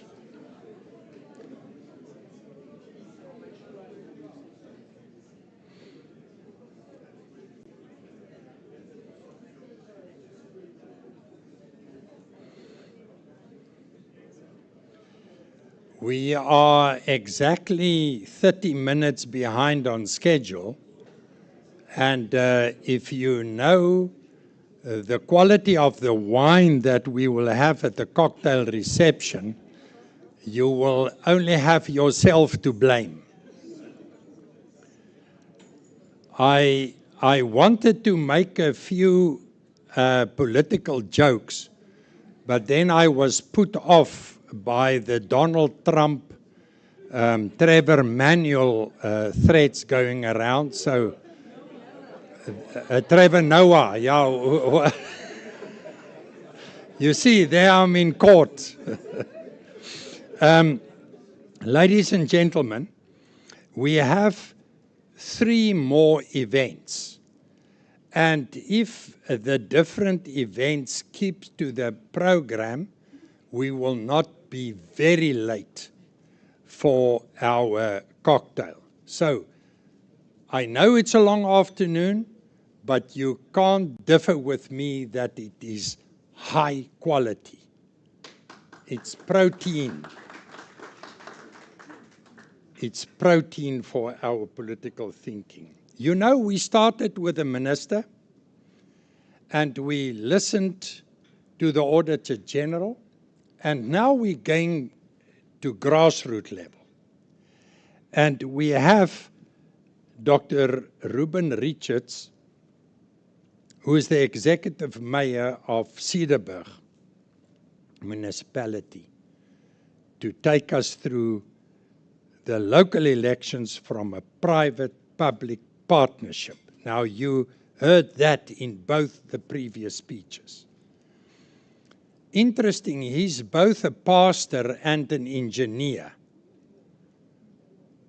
They were not very good at building the Tower of Babel. What is Tower van Babel in English? But let's listen to his practical implementation of the principles we had this afternoon.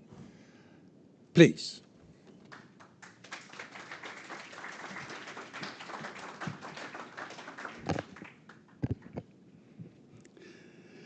Thank you, Chairperson. I had a different introduction prepared until I discovered that there's Germans in the house. So best let me do, with my fumbling German, say to our Konrad-Adenauer friends, es freut mich, hier zu sein. Und diese Mitarbeiter zwischen diesen 2 Stiftungen, es freut mich sehr. So, well done. Yeah? Okay. Now I can get to the salutation of my speech. Program Director, Chairperson of the Foundation, distinguished guests, both in the room and those online, colleagues in public service, and fellow South Africans. I want to make 3 confessions today. They are deeply personal, but not unique to me. I suspect they echo the lived reality of many councillors, mayors, municipal officials, and ordinary citizens across our country. And so I've entitled this address, Confessions of a Councillor. My confessions are simple.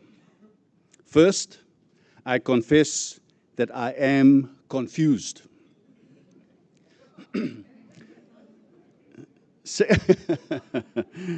Second, I confess that I am naive.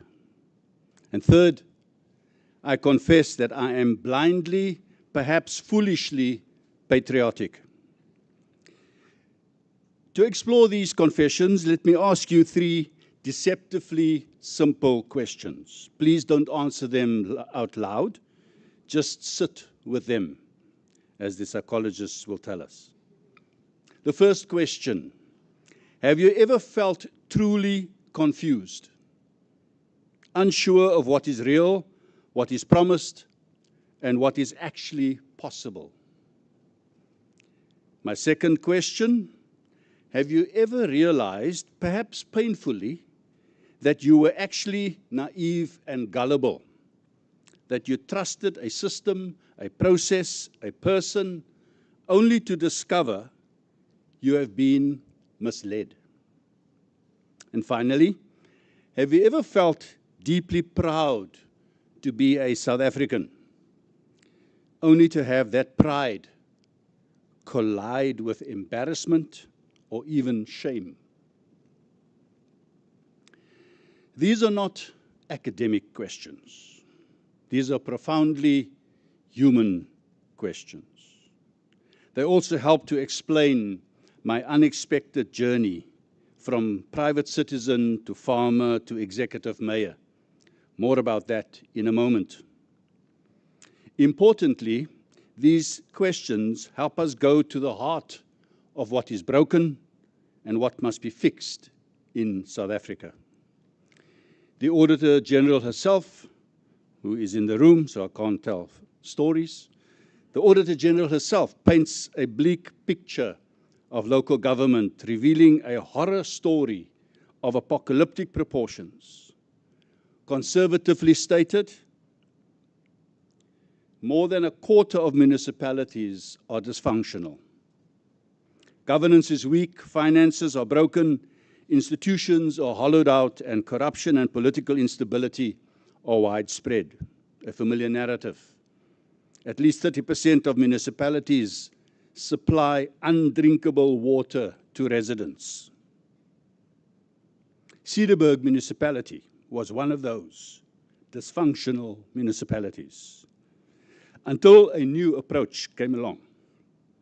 An approach based on a public-private partnership driven by a community engagement ethos and led by a group of people who call themselves Cederberg First Residents Association. And because Afrikaans is the lingua franca there, it is called and shortened to Cederberg Eerste. The questions I've posed to you compete with the noise we all carry into this room. We live in a turbulent world. Wars grind on with no moral resolution. Civil conflicts continue to displace millions. Geopolitical tensions simmer, and the language of force increasingly replaces the language of law. Closer to home, the noise is familiar. Service delivery failures, an economy stuck below 1% growth, rising poverty and unemployment, violent crime and unbridled gender-based violence, commissions of inquiry with few tangible outcomes, institutional decay, and a steady erosion of public trust, to name but a few concerns that keep me awake at night. As a country, we seem to have lost our critical north and risk losing our soul if things do not change. And looming over all of this is the 2026 local government elections, an inflection point that will shape municipalities and signal the trajectory of our democracy beyond 2029. Let me now explore in more detail each of my confessions, and let me start with confession number 1, my confusion. Yes, I have been confused. My wife will tell you that I am permanently confused. And after a few decades of marriage to the same woman, I've learned that such feedback should not be ignored, Minister. At the end of 2019, I did what many South Africans do. I followed my instincts, supported by a due diligence report, and moved from Cape Town to a small town called Clanwilliam in the Cederberg region to pursue commercial citrus farming. 2 months later, COVID shut down the world. But COVID was not the confusion. The confusion was this. I went to farm oranges, and instead I became the executive mayor of the Cederberg local municipality, first established in 1808. The Cederberg Municipality, 3 hours northwest of Cape Town, has jurisdiction over an area covering 8,000 square kilometers and is divided into 6 wards, stretching from Lambert's Bay on the Atlantic coast to Wuppertal, the Moravian mission station in the mountains in the east. These are towns, or more appropriately, wards, not only separated by distance, and in this instance, separated by 150 kilometers as the crow flies, but also separated by culture and heritage. Agriculture and tourism dominate, citrus, rooibos, wine, table grapes. And the area, the region, is also the cultural heartland of Khoi and San heritage, including Elands Bay, now recognized by the United Nations Educational, Scientific and Cultural Organization as the cradle of human culture. This municipal region hums with indigenous and colonial ancestry. Yet, when we took office in November 2021, we found a municipality that was administratively and institutionally compromised. I did not go to the Cederberg to fix politics. I went to grow oranges. And that was the beginning of my cognitive dissonance, or what some might call confirmation of my false consciousness. Instead of oranges, I inherited unfunded budgets, sewage spills, illegal waste sites, and institutional collapse. Why was this municipality so woefully neglected by its political parties and local politicians for so many years? And with 2021 elections looming, now what? The short answer is that residents decided in 2021 that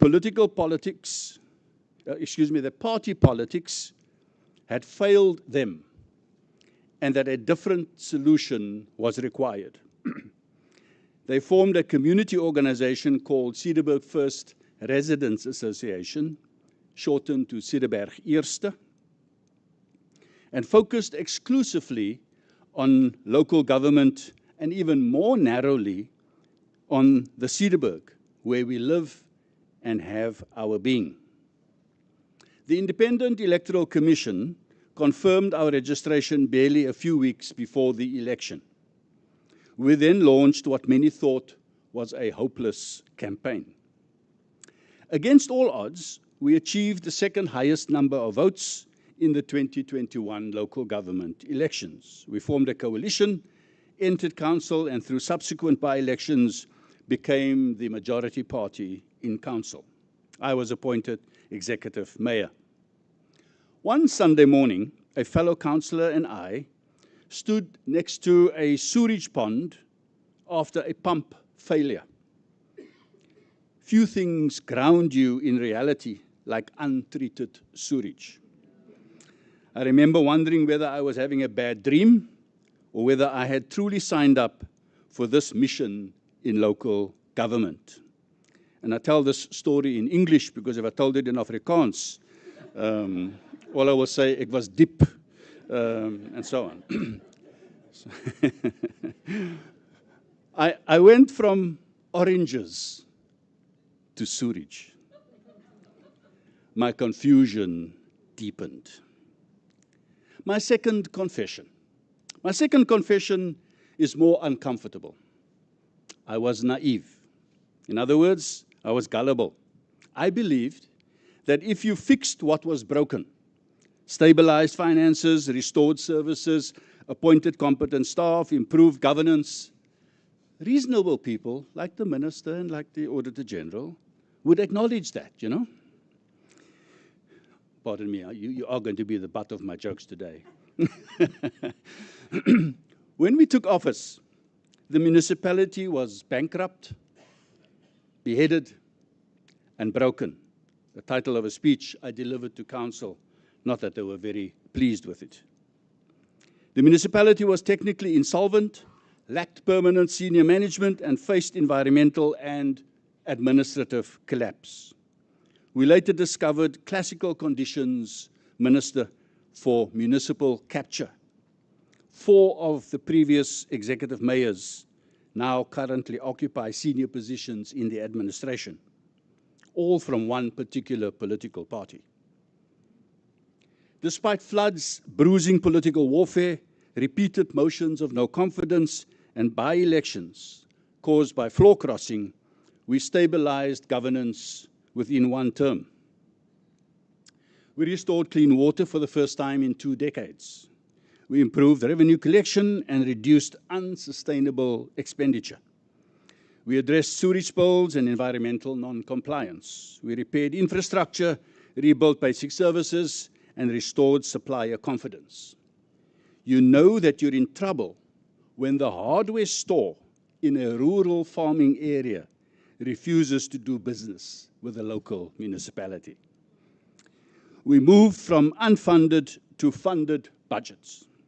In November 2025, which is a few months ago, we achieved a clean audit, placing, thank you,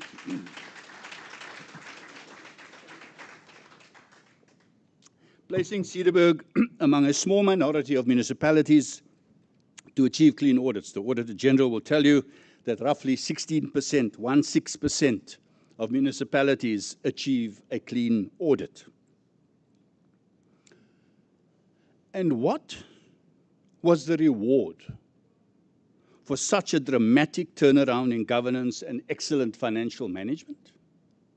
You guessed it. Repeated motions of no confidence.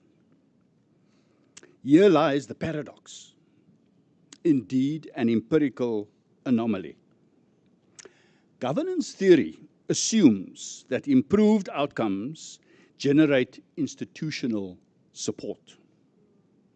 In practice, competence is a threat in dysfunctional systems. When chaos benefits a few, order becomes the enemy. Interestingly, at one point, our entire Cederberg Eerste caucus was charged with breaching the code of conduct for allegedly not acting in the municipality's best interest. That is when my political naivete ended. I quickly discovered that motions of no confidence in general lacked legal and factual foundation and were more often a display of raw and unbridled lust for political power. Power at any cost, even if it means destroying the reputation of a fellow councillor. Coming from the private sector, this was a shock to us. Our caucus consisted of farmers, engineers, security professionals, lawyer, and a private sector tax consultant. That's us. Our current by-election candidate, for example, is an 80-year-old grandmother. We are not career politicians. We believed rational governance would be rewarded. I learned a hard truth, a truth that you know well. No good deed goes unpunished. And now my third confession. I am foolishly patriotic. I still believe South Africa matters, that communities matter, that loyalty, trust, and good faith belong in private life, in public life, excuse me. This kind of thinking, I know, is unfashionable. Politics today speaks the language of betrayal, opportunism, and permanent campaigning. I, on the other hand, persist, perhaps stubbornly and foolishly, to speak the language of responsibility, reconciliation, and patriotism. Local government, in my view, is too fragile for sabotage, endless factional warfare, and floor crossing. My plea is simple. Do the basics properly, and do them together for the sake of our country. If that makes me old-fashioned and patriotic, I plead guilty. How did this public-private, community-driven approach emerge in the Cederberg? The short answer is that one night in Clanwilliam, over pizza, and I suppose I could just say this publicly, you can bribe me with a pizza. I just want to place it on record. It's got to be the thick-based pizza, sorry. One night over pizza, community and business leaders convinced me that if residents did not intervene, the municipality would collapse completely. I agreed to be the leader on one condition. This had to be a team effort. Success, after all, is a team sport. And so, residents took the brave step and put aside their ideological and racial differences and their racial and ideological interests in the interest of service delivery. And did what? And voted for Cederberg Eerste. After all, local government is about services. Provincial and national government is about ideology and policy. But at the local level, it's all about services. We all drink the same water, after all. We all want our garbage collected, after all. We all drive on the same roads, after all. Local government was never my career plan. My wife will tell you that. I've done many things, and I've desired to do many things. Local government was not one of them. My background spans the Truth and Reconciliation Commission, where I served as the Executive Secretary, the Scorpions, where I was the founding Deputy Director General, academia, where I'm a visiting professor, business, where I chair boards of listed companies, and writing books, and some of my books are out in the foyer. I had no idea how toxic and how dangerous local government could be. In parts of our country, councillors literally risk their lives. This is not rhetoric, it is fact.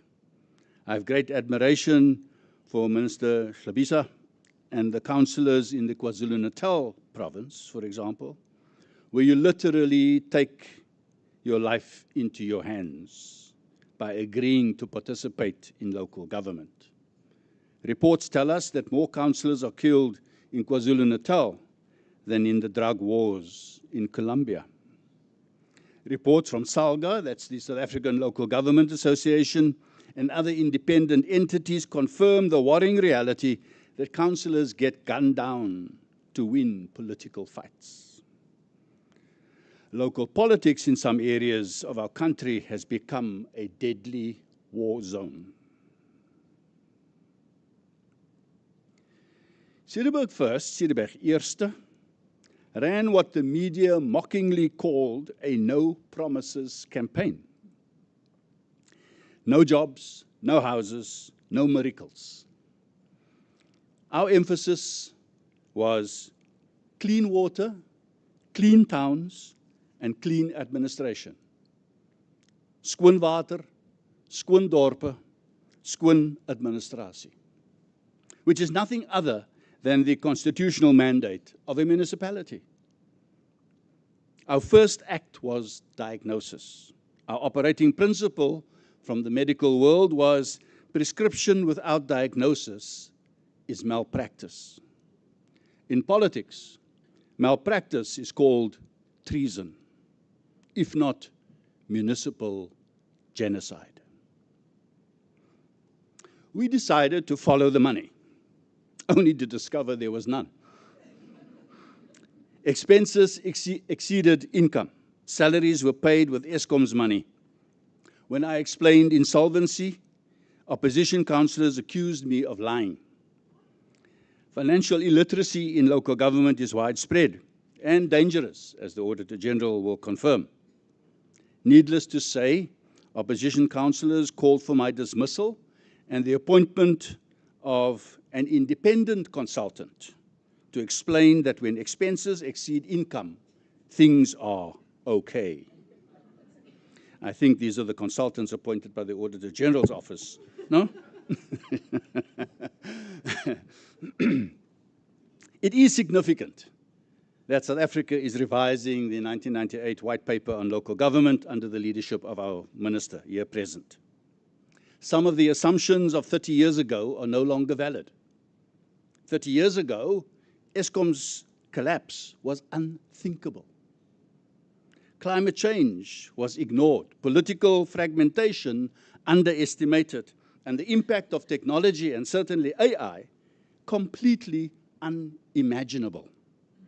Yet the core mandate of a municipality remains remarkably simple: clean water, clean towns, clean administration.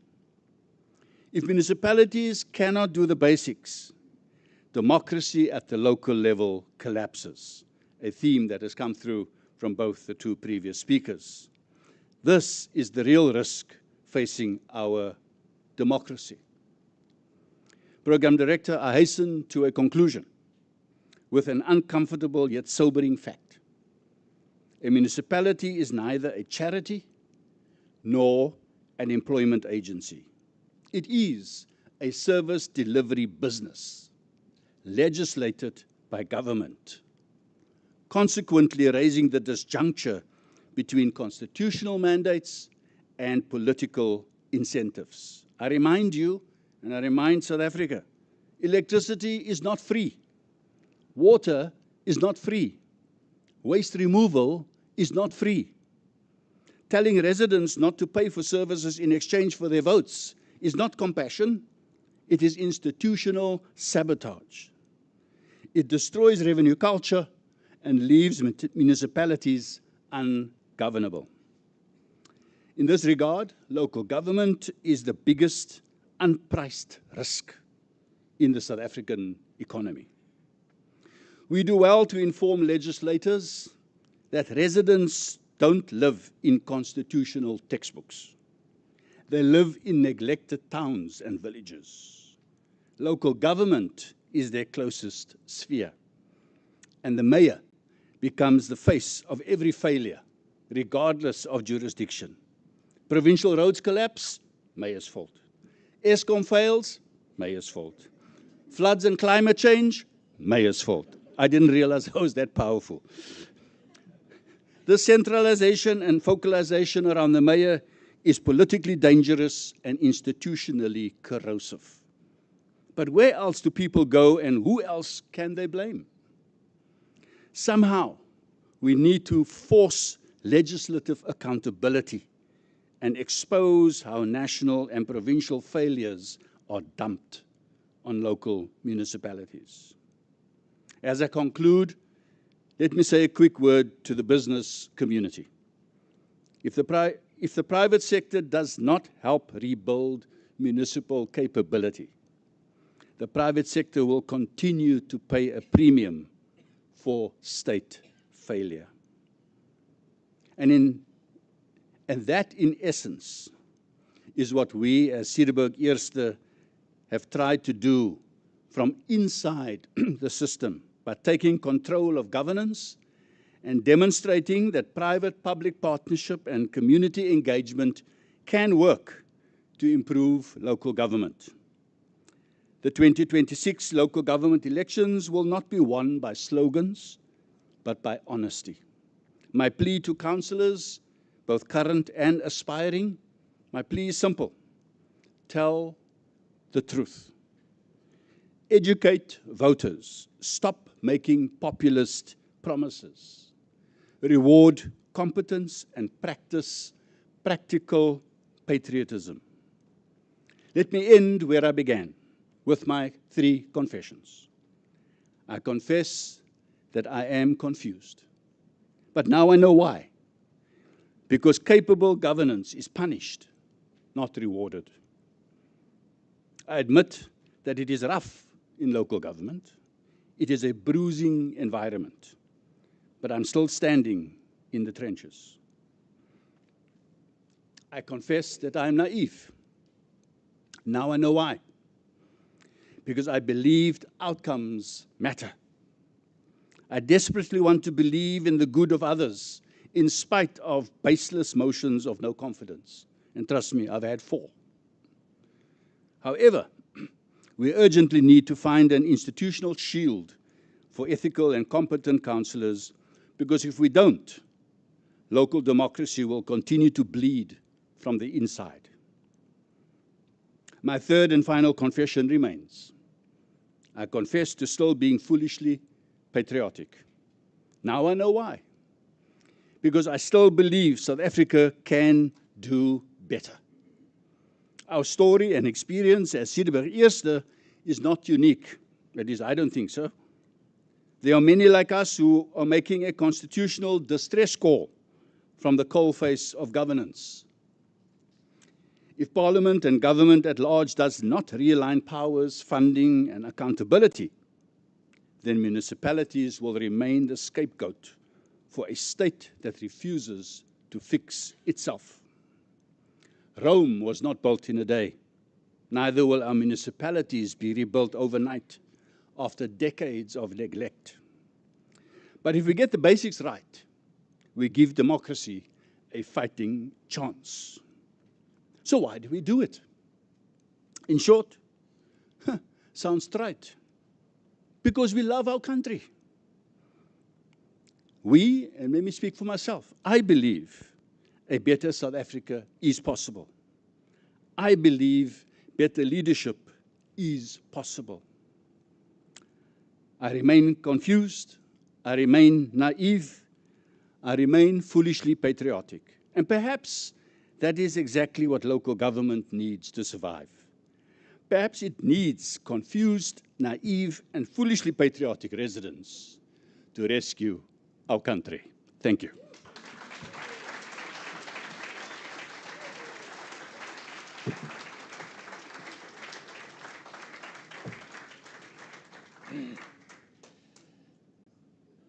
Thank you, Dr. Richards. I think you concluded if the minister can get what he wants and the Auditor General can get what she wants, we won't be confused anymore. Thank you very much for that summary. And there's nothing wrong with liking pizza. It depends on which card you use to pay for it. Ladies and gentlemen, we have to have a well-disciplined 45 minutes if we want to go home tonight and say that the master of the ceremony tried his best. Professor Lucky Matabula will lead our Q&A session, the panel discussion. Prof. Lucky, if you can come and take your seat with the speakers. Minister, please.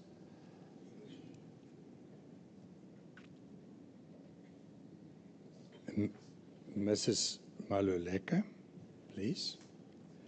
And Dr. Richards, please. Are you okay?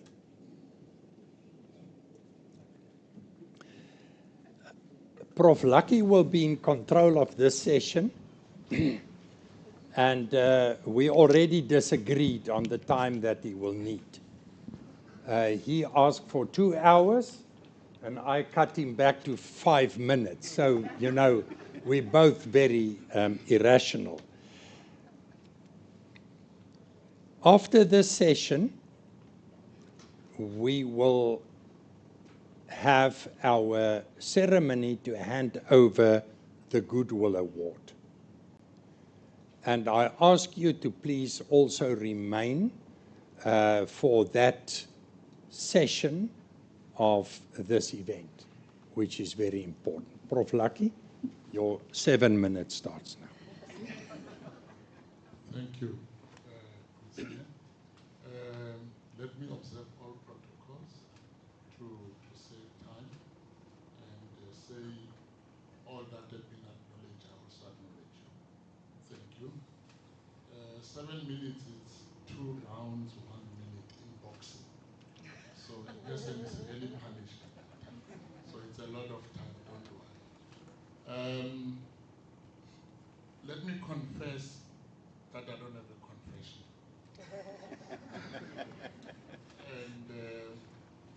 And let me start by taking questions from the floor.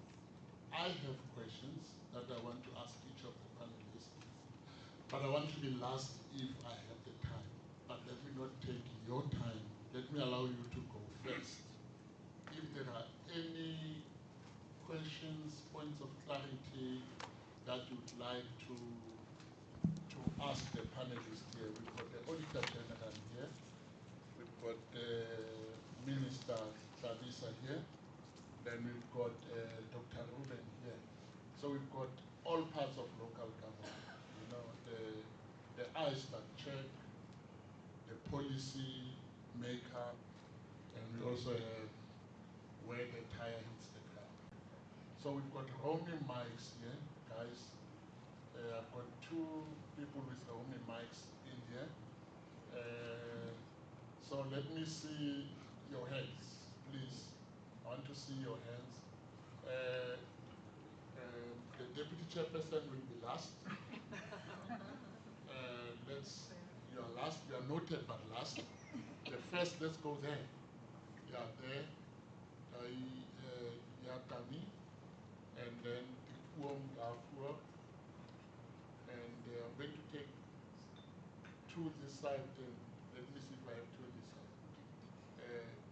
Sister here, and yes, many. I've got 4 in that order.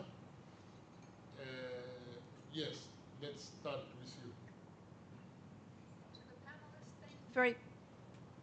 Sorry, can you hear? To the panelists, thank you very much for the illuminating speeches. But I would like to ask about the elephant in the room. Where are these competent, non-politically motivated, non-greedy motivated individuals going to come from to lead the 230-odd municipalities that are non-dysfunctional, that are going to lead the Section 9 institutions, and that are going to lead many of our government departments? Okay, that was the first question. Hope it's noted.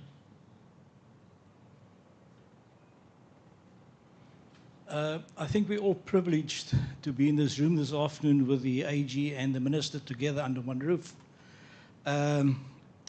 Being an ex-councillor myself, I think I fully understand what you're trying to tell us. If we look at the local government environment today, it was mentioned here quite a few times this afternoon that we are deeply in trouble as far as local government governance is concerned.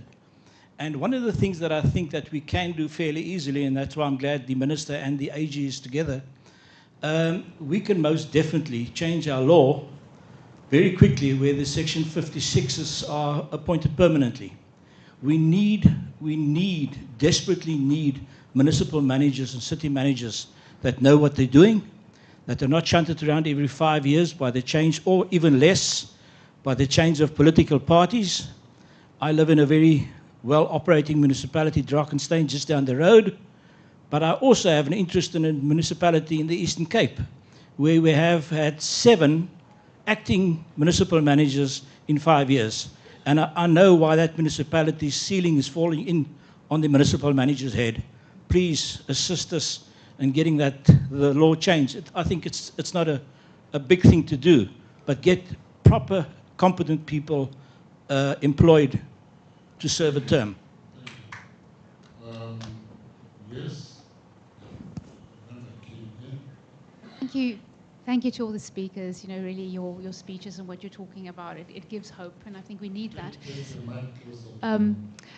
My question is around the budgets and the working together between the different spheres of government, which sounds like a very good idea, but just on a practical level, how will that work so that, because now you have national and provincial and local working together, so that it does not cause a stalemate or a gridlock or an unnecessary delay when money is needed and it has to be, you know, given the all clear so it can move ahead with services, etc., that are desperately needed.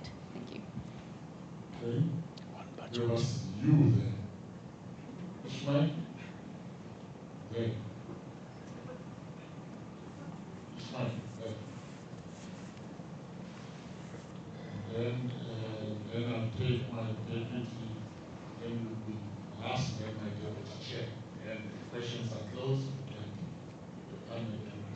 Thank you very much, Professor.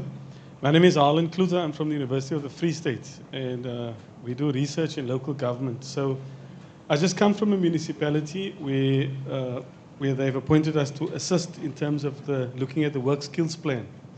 So my question to the AG and probably to the Minister as well, you know, there's a problem in the problem of local government. We see it as people, that we're not auditing the managing of people, that managers themselves are really guilty of not managing the development of people. And so the institutional capacity, our research year after year shows that we are not properly managing that process. Now, what can we do? We've recommended that that should be included even as part of the material irregularities, where managers are failing in their duty to create that environment for people development. Because how else do we explain almost 28 years of the Skills Development Act and the Employment Equity Act? We still talk about a capacity problem of local government.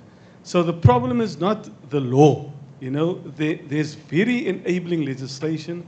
It's the will to enact that. So just your comments on that, the Minister as well as the AG. Thanks. Thank you, Mayor. You're Sir, how are you? Sabon, thank you very much. My name is Wandile Nzuza. I'm a teacher to these 3 dashing young men over here. Please do greet them when you get the opportunity. I'd like to know, in your 3 different capacities, in your 3 different roles, what do you wish it was that we teachers spent more time teaching the future generations? A common theme has often, listening to you this afternoon, has been lack of knowledge, lack of understanding, those types of themes across 3 different areas of South Africa. So my question to you is, what do you wish we were teaching them for future? Thank you. Thank you, Meneer. Let me have you. I will give you mine, don't worry. Thank you very much. I was wondering, why are so many local councillors killed? And obviously it's not because of the salary that they receive, it's because of the position and the opportunities that this kind of role has for them, to exploit the system, to get money out of the system. And when I read the book, and I trust many of you have read it, The Shadow State, what became very clear is that the whole procurement system is a system that is totally flawed, and where a lot of people get money out that should go to hospitals, should go to schools, whatever. And one possible solution to avoid that would be to use technology, to digitalize, for example, the procurement process totally, from the awards to the applications to the kind of awarding the tenders. So my question is actually to you, Mrs. Maluleke, how far do you use modern technology in like eradicating corruption and making sure that money is spent where it should spend and is not diverted into private pockets? Thank you. Thank you. Now I have the power to decide who answers first. I break protocol. I would like the minister to be last, so that he can sum up where colleagues have not covered. He sits at the IPEX policy space. Let me start. We're reversing it now. Coalface. Thank you. I will address the question around what do we teach people. What you're alluding to is a huge vacuum or a gap in the consciousness of our society as South Africans, a lack of an understanding of civic responsibility. It should be a core subject in the curriculum in every grade. Second, the issue of identity. You will recall how President Mbeki many years ago struggled just to get a pledge of allegiance to be said at schools, to give kids a sense of identity, which then has the corollary of a sense of belonging.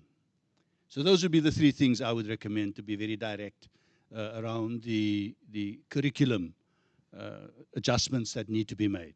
I will not comment or share my views on the people who currently control the curriculum, because I think I might not be invited back here.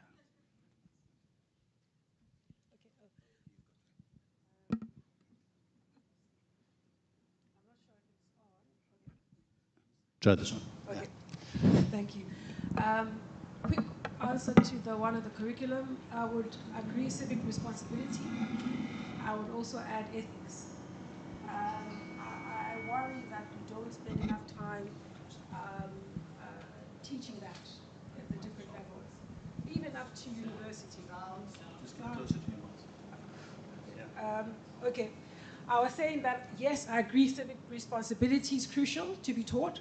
I would add ethics right through the schooling system, even into tertiary.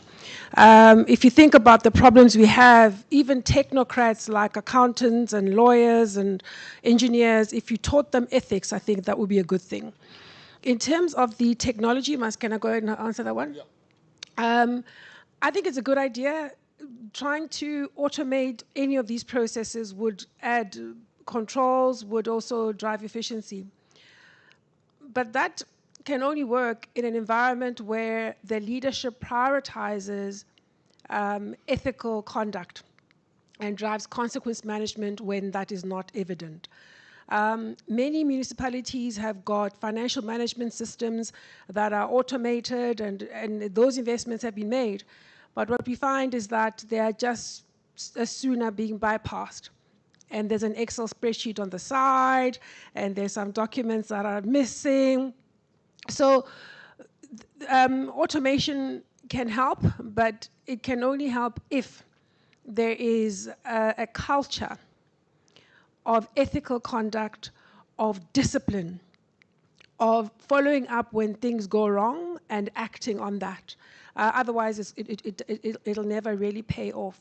There was a question about the skills and where you can get people. I agree that the law should be changed to make sure that there is some stability. I'm not sure if you can indicate that someone must be employed permanently for 10 or 15 years. I think it's about the principle of stability. I know that there was a regulation that allows for the municipal manager to be in the space beyond the transition of a new council. And I think that helped to drive some stability. But I think it's about also making sure that the people at the helm of the municipality understands the importance of stability. By the way, we've run statistics and we've looked at this thing for many years in my office. There is a direct correlation between stability at the level of municipal manager, and CFO, on the one hand, and audit outcomes. So the dysfunction is where there's huge instability, more than skills, by the way. More than skills, we found the correlation is between stability at those critical levels and performance on the other hand. So we can change the law, but it's about making sure that the mayor, the speaker, so the political executive leadership that's being deployed are skilled, have the ethics, and understand their job. Hire people of competence, put in place an environment and a culture where there are clear performance objectives, and you hold people accountable and you monitor what they do. And of course, that means you as the political leadership must have skill, but you must also have discipline. And I think those are the questions that were posed to me. Thank you. Okay, now let's get the minister. I think you. I think I can only add one aspect to the last question. What would we feel should be taught at school? They covered me on the issue of patriotism, responsibility, but I want to single out humanism. There is one problem we're not talking about: gender-based violence and femicide. In every 3 hours, one woman is killed by a male in South Africa. And it's a horrible figure. While we're talking about local government, because you said at school, we need to start teaching our young boys to respect women, because it's very bad. Where are we going to get the employees who will be non-political? We're not going to get them. We will get employees who are patriots, who go and vote, but who do not practice politics at work, who know that work is a workspace where you need to do right at the right time. If you have the employees who are patriots, who love their country, they will protect the resources of the municipality, because they know they have a salary they earn at the end of the year, of the month. The resources available are for the benefit of the community. Even at a political level, if you have leaders who are ethical, they won't abuse state resources, because they know that the resources at their disposal is for the benefit of the people. In terms of the period for municipal managers, for Section 56, they are permanent now, which brings a sense of professionalization. If you hire a cadre and make him or her permanent, it's a problem. Because you deployed a cadre not on the basis of qualification and competence. But if you deploy a Section 56 on a permanent basis with competencies, they will be assisting new councils, stable municipalities. The employees are stable in that municipality. In a municipality where employees are in and out, you won't find stability, even good audit outcomes. we are in a process of proposing that MMs should be a period of 10 years. Because they have 1 year overlapping from the old council to a new council, then changing them every after 5 years is not working. At least 10 years should be a period for the MM to stay so that you do not keep them for too long because the system is likely to corrupt them.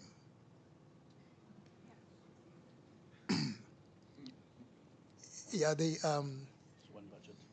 one budget.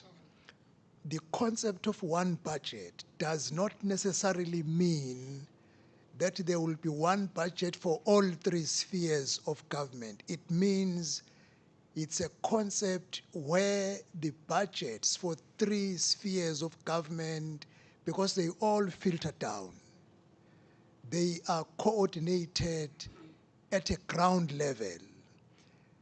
In Municipality A, Cederberg Municipality, how much is the budget of the municipality? How much is the allocation of projects from the province coming to the municipality? How much the allocation from national government in terms of project coming to the municipality? You factor in all the projects into a concept of one budget. But a municipality runs its own budget, but they know we have 7 million extra from province and we are not going to duplicate. And we have 10 million extra from the national government in 4 different projects, and we are not going to duplicate with your municipal budget. So now it's a one budget in a concept of the 3 spheres. All their projects are calculated under one basket, even if the money is not in the in the kit of the municipality, but in terms of projects, you know how much money is spent by the 3 spheres of government within a municipality. The private sector will come on board with R1 million.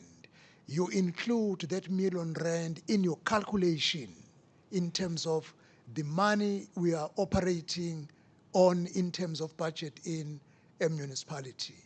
There is just one point which my Honorable Mayor indicated, which will be a solution once you have competent mayors and employees. Because a competent CFO will bring to the attention of the MM that the budget is unfunded. And a competent CFO will say, we are not going to pay for this because it is not budgeted for. In a municipality where you have a well-qualified, competent CFO, that is the person who makes the municipality to get the clean audit, because he or she is the one who turns down certain invoice and said, I'm not going to pay for this one because it's not in the budget. And I'm not going to pay for this one because the paper tray is not clean on this one. A municipality, a mayor that is not competent will adopt the unfunded budget and go and commit lies and say we're going to build a road. He knows there is no money for road, but he's going to commit it. But a competent mayor like the mayor seated next to me will not do that. The budget will be for what is available, and the expenditure is what is available. Thank you. I was serious when I said only the hands that I chose. We still have an award to give here. There's one question I wanted to ask. we spoke about competence, and then we limited ourselves to the mayor, the speaker, the MM, and the CFO. Local government that worked in the past worked on the basis of the 5 key positions. That was the city engineer. I want to call them the way they were called, not this language of today, corporate services. There was a city engineer. There was a city treasurer, which you call CFO. And then there was a city planner. Then there was a town treasurer or city treasurer. Then there was a treasurer. The treasurer handled the legal things and what we call corporate services today. Then there was the town clerk. And all these 5 positions, which is the city man, were regulated by the professions they come from. I remember you would not be a municipal manager, a town treasurer in Pretoria if you have never been to Wheatbank or Boksburg. That's how it was regulated. When we see you appointed at Boksburg or Wheatbank, which is Emalahleni today, or you were either at Polokwane, we knew that that man is on his way to Pretoria. We also knew about people that went to Joburg, to the city. We could see they would have to be in that city and that city. But that was to regulate that the metros, they get the best that came through the ranks. Now, I want to know, Minister AG, what are the policy instruments that are returning us to that? Because you can't be a chartered accountant and be given a listed company if you have not audited a particular size of a company and where your capacity talk comes from there. Just that question, then from there, could see Nanesek 80 so. So what I find is that there isn't attention to ensuring that professionals are in those roles. That's the first thing. And then sometimes even if a CA, let's just use that profession for a moment, is hired, they don't stay in a toxic environment. And by toxic, I'm saying where there's undue interference from councillors on tenders, where they're being forced to make payments when they shouldn't, and sometimes they're locked in a room and forced to process payments that they know they shouldn't do, and these are real stories. So of course no professional wants to stay in an environment like that. So it's about the tone and the culture in that environment, and that is primarily set by the political leadership. The part about what actually happens on the ground. The Buffalo City Municipality, which is in East London, which is a proper town, right, didn't have a city engineer for a total of 72 months. Now, this might not show up as an audit query. It shows up in their accountability document as a city. They write it in their annual report. And it was therefore curious to me why no one had ever asked why you're not appointing a city engineer with all the infrastructure issues we know exist within the city. It then says there are many layers of oversight that seem not to be working. Even if it has showed up as an audit query, the idea that no one has asked, the council's simply not worried about it. The provincial leadership is not worried about it, in that COCTA and the Premier are not asking those questions. The legislature, the Speaker and the provincial legislature are not worried about it. And at national level, nobody's looking at that. And these are all the layers that currently exist. So I know there was a question asked about audit. Where I'm going with this input is that unless we worry about the quality of leaders we have in the different levels, we're not going to be able to resolve the issue. Because East London shouldn't struggle to attract a city engineer. Clan William might struggle a little bit, right? But East London, for 72 months, and the role was budgeted for, so it's not a financial problem.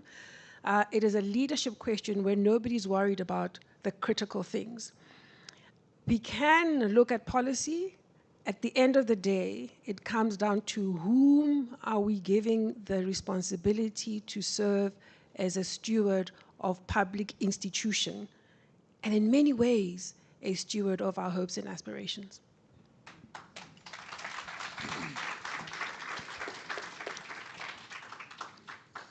In the white paper review, one of the recommendations, Prof, is the one that you're talking about, because the professionalization of staff, that is where we want to go, that in these specialized fields, a person should be belonging to a professional body. It's one thing that is going to be prominent in the recommendation of the white paper. I think I can go as short as that one.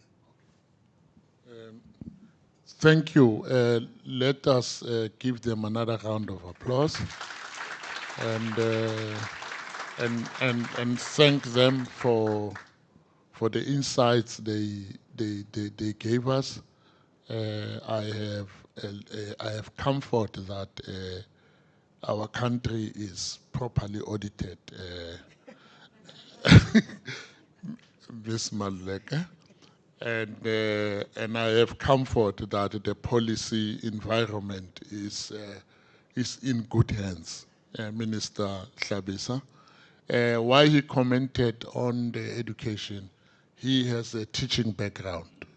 He was a teacher, and that's why he couldn't leave the opportunity to speak to a colleague there. Let me thank Dr. Ruben. Thank you. It is also refreshing to know that there's a mayor that has facilitated the writing of 2 volumes of books. I've seen the books outside there. You are a rare find in the space that you are working on. Ladies and gentlemen, let's give them an applause again. Thank you. Kutsie, Nanosek 8. We can, yeah.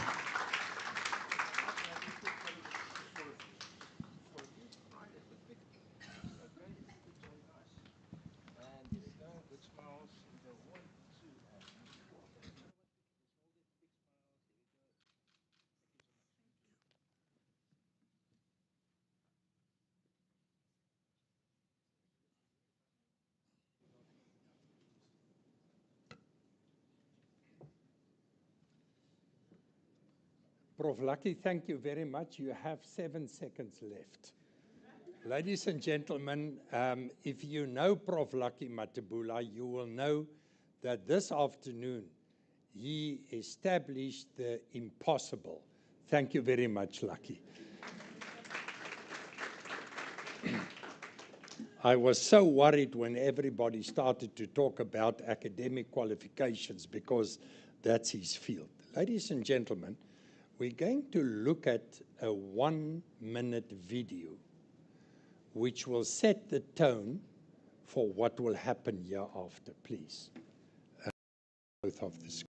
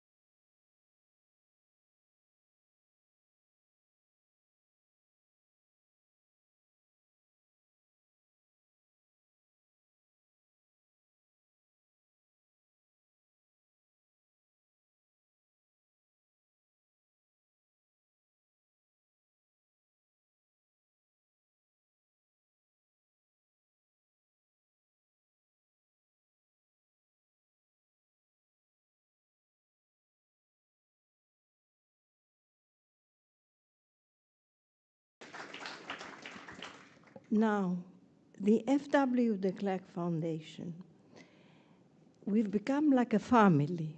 So many years, the same people. In 2010, we started giving the Goodwill Award.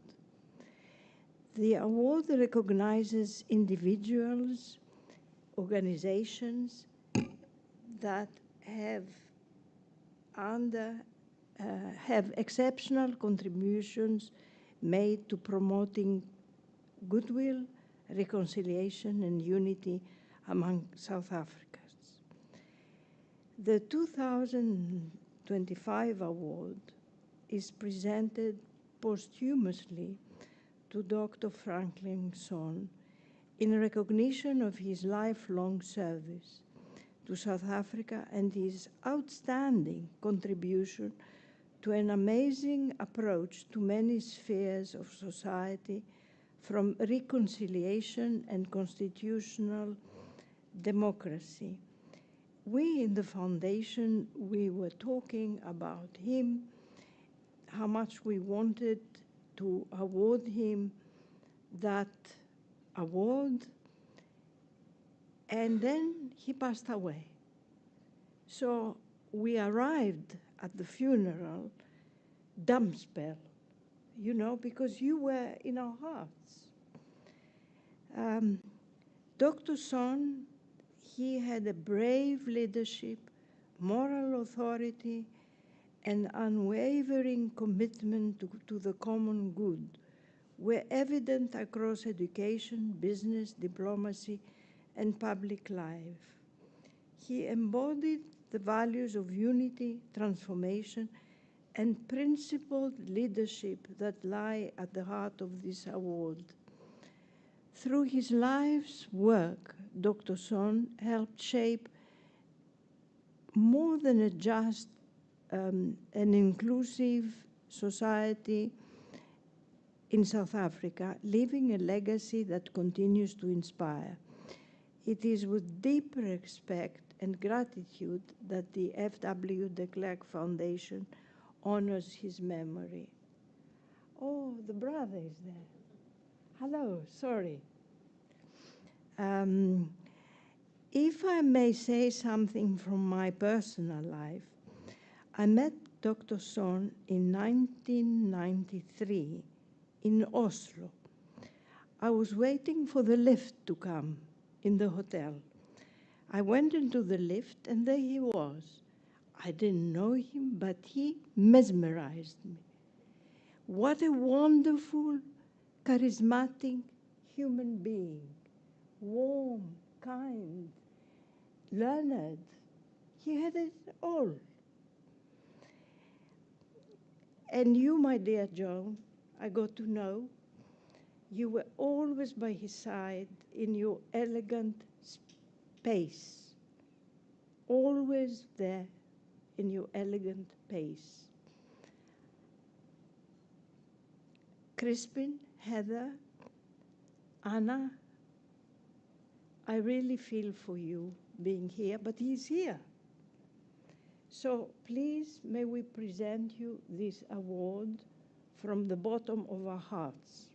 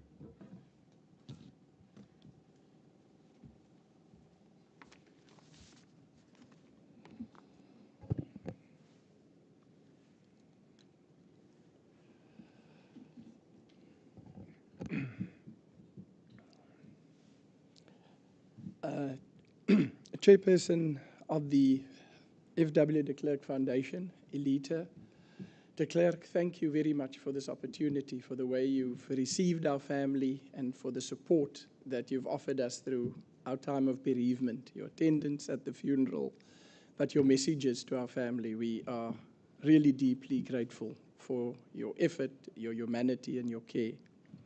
Kutsia, baie dankie vir die manier hoe jy die program lei. To the Honourable Minister Hlabisa, Auditor General Maluleke, Dr Ruben Richards, who I've had the privilege of knowing for a very long time, and if you'll allow me also a good friend, Moletse Mbeki, very nice to see you here. To all the members of the Diplomatic Corps, thank you for being present at this very special event for our family.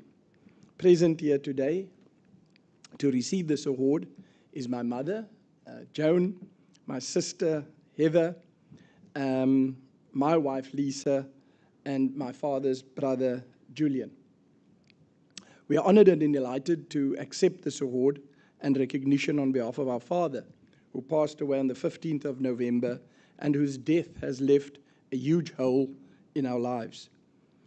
We are grateful that you've decided to award our father with this honor and thankful for the support the foundation has bestowed on us during our time of grief. Franklin Sonn would have been very proud to have received this award today, and no doubt would have used this platform to share his thoughts and feelings about the times we find ourselves in today. Our father's views of President de Klerk and the work he did in his life to make South Africa a better place for all its people and a better global citizen is well documented in our father's own biography, which was published last year. So thankfully, I don't have to guess or speculate about his views in this regard. I can refer to his book, From Forsberg to Washington, Memoirs of a Peace Broker. In his book, our father acknowledges the steps President de Klerk took to abolish apartheid on the 2nd of February 1990. Yesterday, 36 years ago. It is tragic that 36 years later, we are still having this conversation. He goes on to acknowledge President de Klerk and President Mandela as peacemakers among skeptical colleagues and comrades on both sides of the peace table.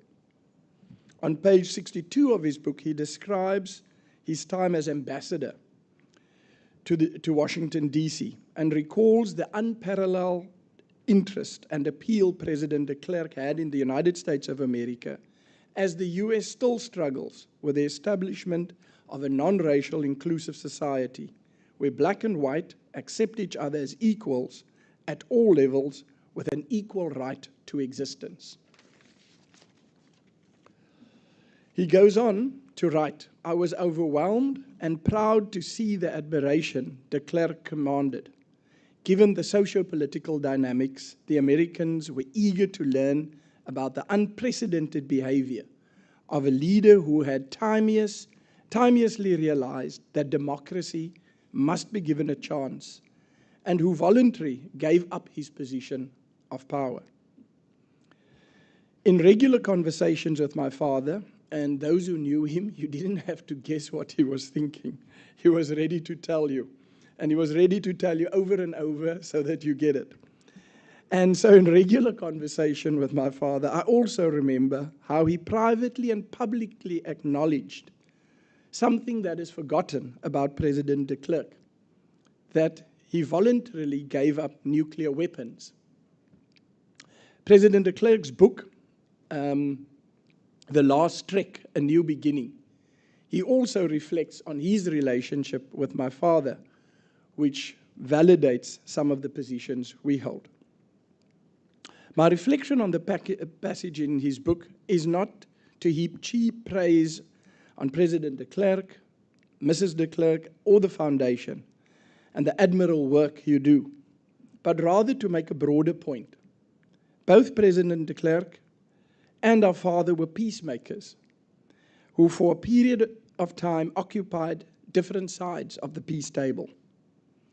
Rather than focus on which side of the table fate, history, or divine intervention placed them, the emphasis for me falls on the fact that there was a peace table created by men and women who recognized that there was an illness that afflicted South African society as a whole and required brave and visionary leadership to find a peaceful solution. One of our father's favorite quotes was, "When the first shot is fired, negotiations begin." I've come to learn that this quote is not attributed to one person, but has become a well-accepted military and diplomatic principle, acknowledging that conflict and peace negotiations frequently run parallel to each other. It is hard to believe that those who make war and malign their foes publicly aren't promoting parallel discussions to bring about a negotiated outcome. It does prompt me to ask the question, when the leaders are fighting, who is talking peace? This also provides me with a perfect platform and segue into communicating what I believe our father would be saying here today, had he been here accepting the award himself. He was a great believer in dialogue and open and clear communication, and saw himself as a peacemaker who frequently attracted the wrath of many in the progressive movements for speaking to the enemy. Given this, I suspect that there would have been two themes he would have wanted me to focus on today. Theme one, being a deep believing and spiritual person, would have been from Proverbs 29, verse 18. And my sister and I can recite this at 3 o'clock in the morning if you wake us up. Where there is no vision, the people perish. But he that keeps the law, happy is he. He was deeply perplexed by the absence of a vivid vision that kept our nation united and focused on our common purpose. The Afrikaans Bible, I think, says it better, at least for me. In die afwesigheid van 'n openbaring is die volk bandeloos. Bandeloos. Our father was perturbed by the absence of this unifying and inspiring vision that requires of us to be the best for our neighbor and collectively for the nation that Mandela, de Klerk, and others worked so hard to make possible. Franklin Sonn was deeply disturbed by the erosion of this vision and the systematic replacement by a racial nationalism intent on establishing a new national order, mimicking the emerging new global order, based on an ethos where the wealthiest survives at the expense of the rest, where history and truth no longer matters, where common courtesy and care is unfashionable, and where we have lost sight of our diversity as a strength. Tragically, a society has emerged which has left the rainbow nation floundering, creating a fertile bed for opportunistic, self-serving forces, of which we've heard some today, on both the right and the left of centrist politics. With the polarization of politics to the extreme and dysfunctional edges of the political spectrum, we seem to have become disjointed from the vision of a peaceful nation, inclusive in its nature and commitment to the eradication of poverty. The second theme I think our father would have focused on, and would certainly have wanted me to focus on, would be what I referred to earlier. When the first shot is fired, peace negotiations begin. I think it is fair to say that the world is in a state of low-intensity war. Maybe you'll disagree with me that it's not so low intensity, which has not spared South Africa. Right-wing movements have organized themselves along principles of exclusivity and deliberate racial bias, strongly resembling the era President de Klerk worked hard to move us away from. It helps us little to try to give this movement a name without understanding its genesis. So let's not give the patient a name, but rather understand her ailment, and in this case, the affliction is the vilification of white people by virtue of race and history, And as white South Africans in particular feel alienated the same way black South Africans felt for centuries, they tragically are actively organizing themselves according to their own beliefs, values, and norms. The absence of a functioning, inclusive, and forward-looking state provides them with ample space and justification for this to be seen as an appropriate response. I challenge you to sit in the lounge of an airport, to sit in the sauna of a gym, and listening to young men talking. It doesn't resemble the country that we had once imagined we could be. Left-leaning organizations, initially and notionally committed to a more inclusive society, has fallen prey to the scarcity mentality that has enabled its greed and disenabled its altruistic ambitions. There is too little to go around. It's too much effort to grow the pie. So I need to position myself as close to the trough as possible at all costs. That appears to be the popular slogan. And we've heard that manifest at local government level today. I'm reminded by my father, when we were younger, gave us cartoon books, I think to encourage us to read. So we had, I'm reminded about a cartoon from Punch from 1878. And the narration says, "I'm not hungry, but thank goodness I'm greedy." It seems to be becoming a popular slogan. The whore of actions and equal opposite reactions creates the perfect deviation for devious men, and tragically, it's mostly men, who direct us away from the founding principles of our Constitution. Here I specifically reference the preamble to the Constitution and Chapter 1. So presumptuously, I'll highlight a piece of it, and it's presumptuous because I know it's something that the Foundation deals with and knows very well. For those of you who don't know, let me remind you what it says. The Republic of South Africa is one sovereign democratic state founded on the following values: human dignity, the achievement of equality, and the advancement of human rights and freedoms, non-racialism and non-sexism, supremacy of the Constitution and the rule of law, universal adult suffrage, a national common voters' roll, regular elections, and a multi-party system of democratic government to ensure accountability, responsiveness, and openness. The time tragically again calls for courageous leadership, where courage is defined by our willingness to imagine. And my sister keeps reminding me, courage requires us to imagine again. Is defined by a willingness to imagine, to reclaim the dream of an inclusive society based on common values of care and respect. We must again develop the capability to execute on this dream by mobilizing the best intentions of most South Africans into action and deeds that give content to this dream. We learn from history that we don't learn from history. And again, we learn that no society can be sustainable and flourish if all its component parts are not at the table, committed and vested in its success. It is with gratitude that we accept this award bestowed on our late father, and with humility and urgency that we petition the FW de Klerk Foundation to continue the work you are doing to bring South Africa back to the center again.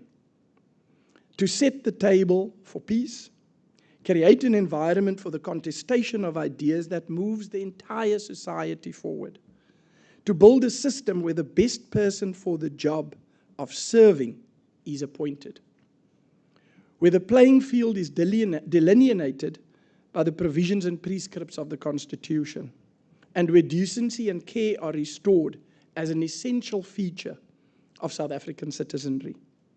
This request we make knowing full well that it is consistent with the beliefs and values of the Foundation, and in the knowledge that Franklin Sonn would expect that we collectively continue his work, President de Klerk's work, President Mandela's work, in finding solutions for our fractured society through honest dialogue. I'd like to add that today was extremely illuminating, seeing what is possible in our country. And as encouraged as we all are, we've spent a fair amount talking about the what. I do encourage and would like to enroll myself in the project of working with the foundation of figuring out the how. How do we enable this? And if there's one legacy I'd like to associate with this award, it's where we bravely start imagining how we bring about the what that you've spoken about. Thank you again for listening, and thank you very much for this award.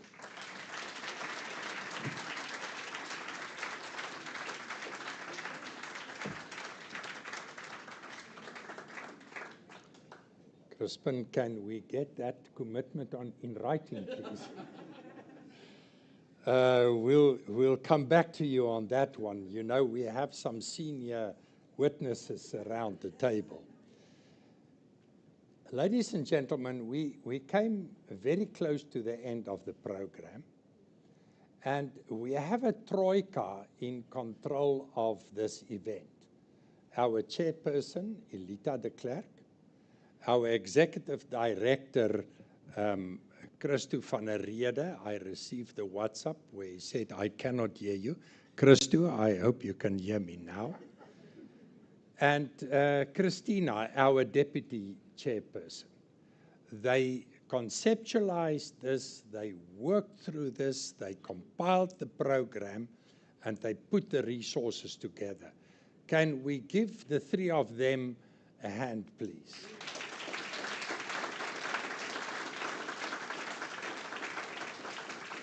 And it is Christina's work to thank you and to thank the different role players and to conclude. Christina, please. And thereafter, you are welcome to join in the cocktail outside. Thank you. Thank you so much. Thank you, Coetzee. It is my privilege and big pleasure to say a few words of thanks. And I would like to start with the Konrad-Adenauer Foundation. Thank you very much, Gregor, and the Konrad-Adenauer Foundation for your ongoing support over so many years. And we, as a FW de Klerk Foundation, we value your partnership very much, as it is also based on shared values and principles and the love for democracy and constitutionalism. Thank you very much. I also would like to thank our three speakers for sharing their time and their expertise and their insights and unpacking the topic of local government elections from a cooperative governance point of view, from a financial management and accountability point of view, and from a private-public partnership and community engagement point of view. Thank you very much. And there is not much I can add to it. You gave us a lot of food for thought. Thank you. Thanks. As a FW de Klerk Foundation, we strive to promote dialogue between various stakeholders and disciplines. Too often we work and operate in silos and do not make use of each other's expertise and insights that could help us to solve complex problems. If we want to make municipalities work better for the people, we need to work together as politicians, public servants, academia, business, and communities.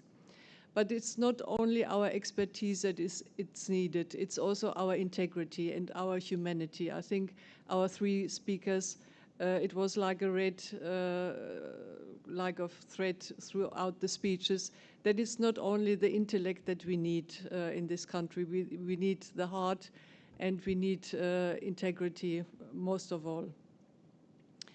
I also would like to thank Mrs. Sonn and Chrispin Sonn and Heather and the whole Sonn family for joining us this afternoon, despite the fact that somebody has birthday. It's Chrispin Sonn's birthday, so thank you very much for coming to us and not having a party at home, and maybe we can organize some cake for you, so happy birthday to you. And we hope that the Goodwill Award is seen as a testimony of our recognition and great appreciation for the life and work of your late husband and father. We trust that his exemplary life and legacy will inspire future generations of academics, of activists, of diplomats, and of politicians. A big thank you also goes to our own team, especially Brenda Stein, our legacy manager for organizing this event, supported by Jill, Abigail, Daniela, and Ishmael, and our intern Tando.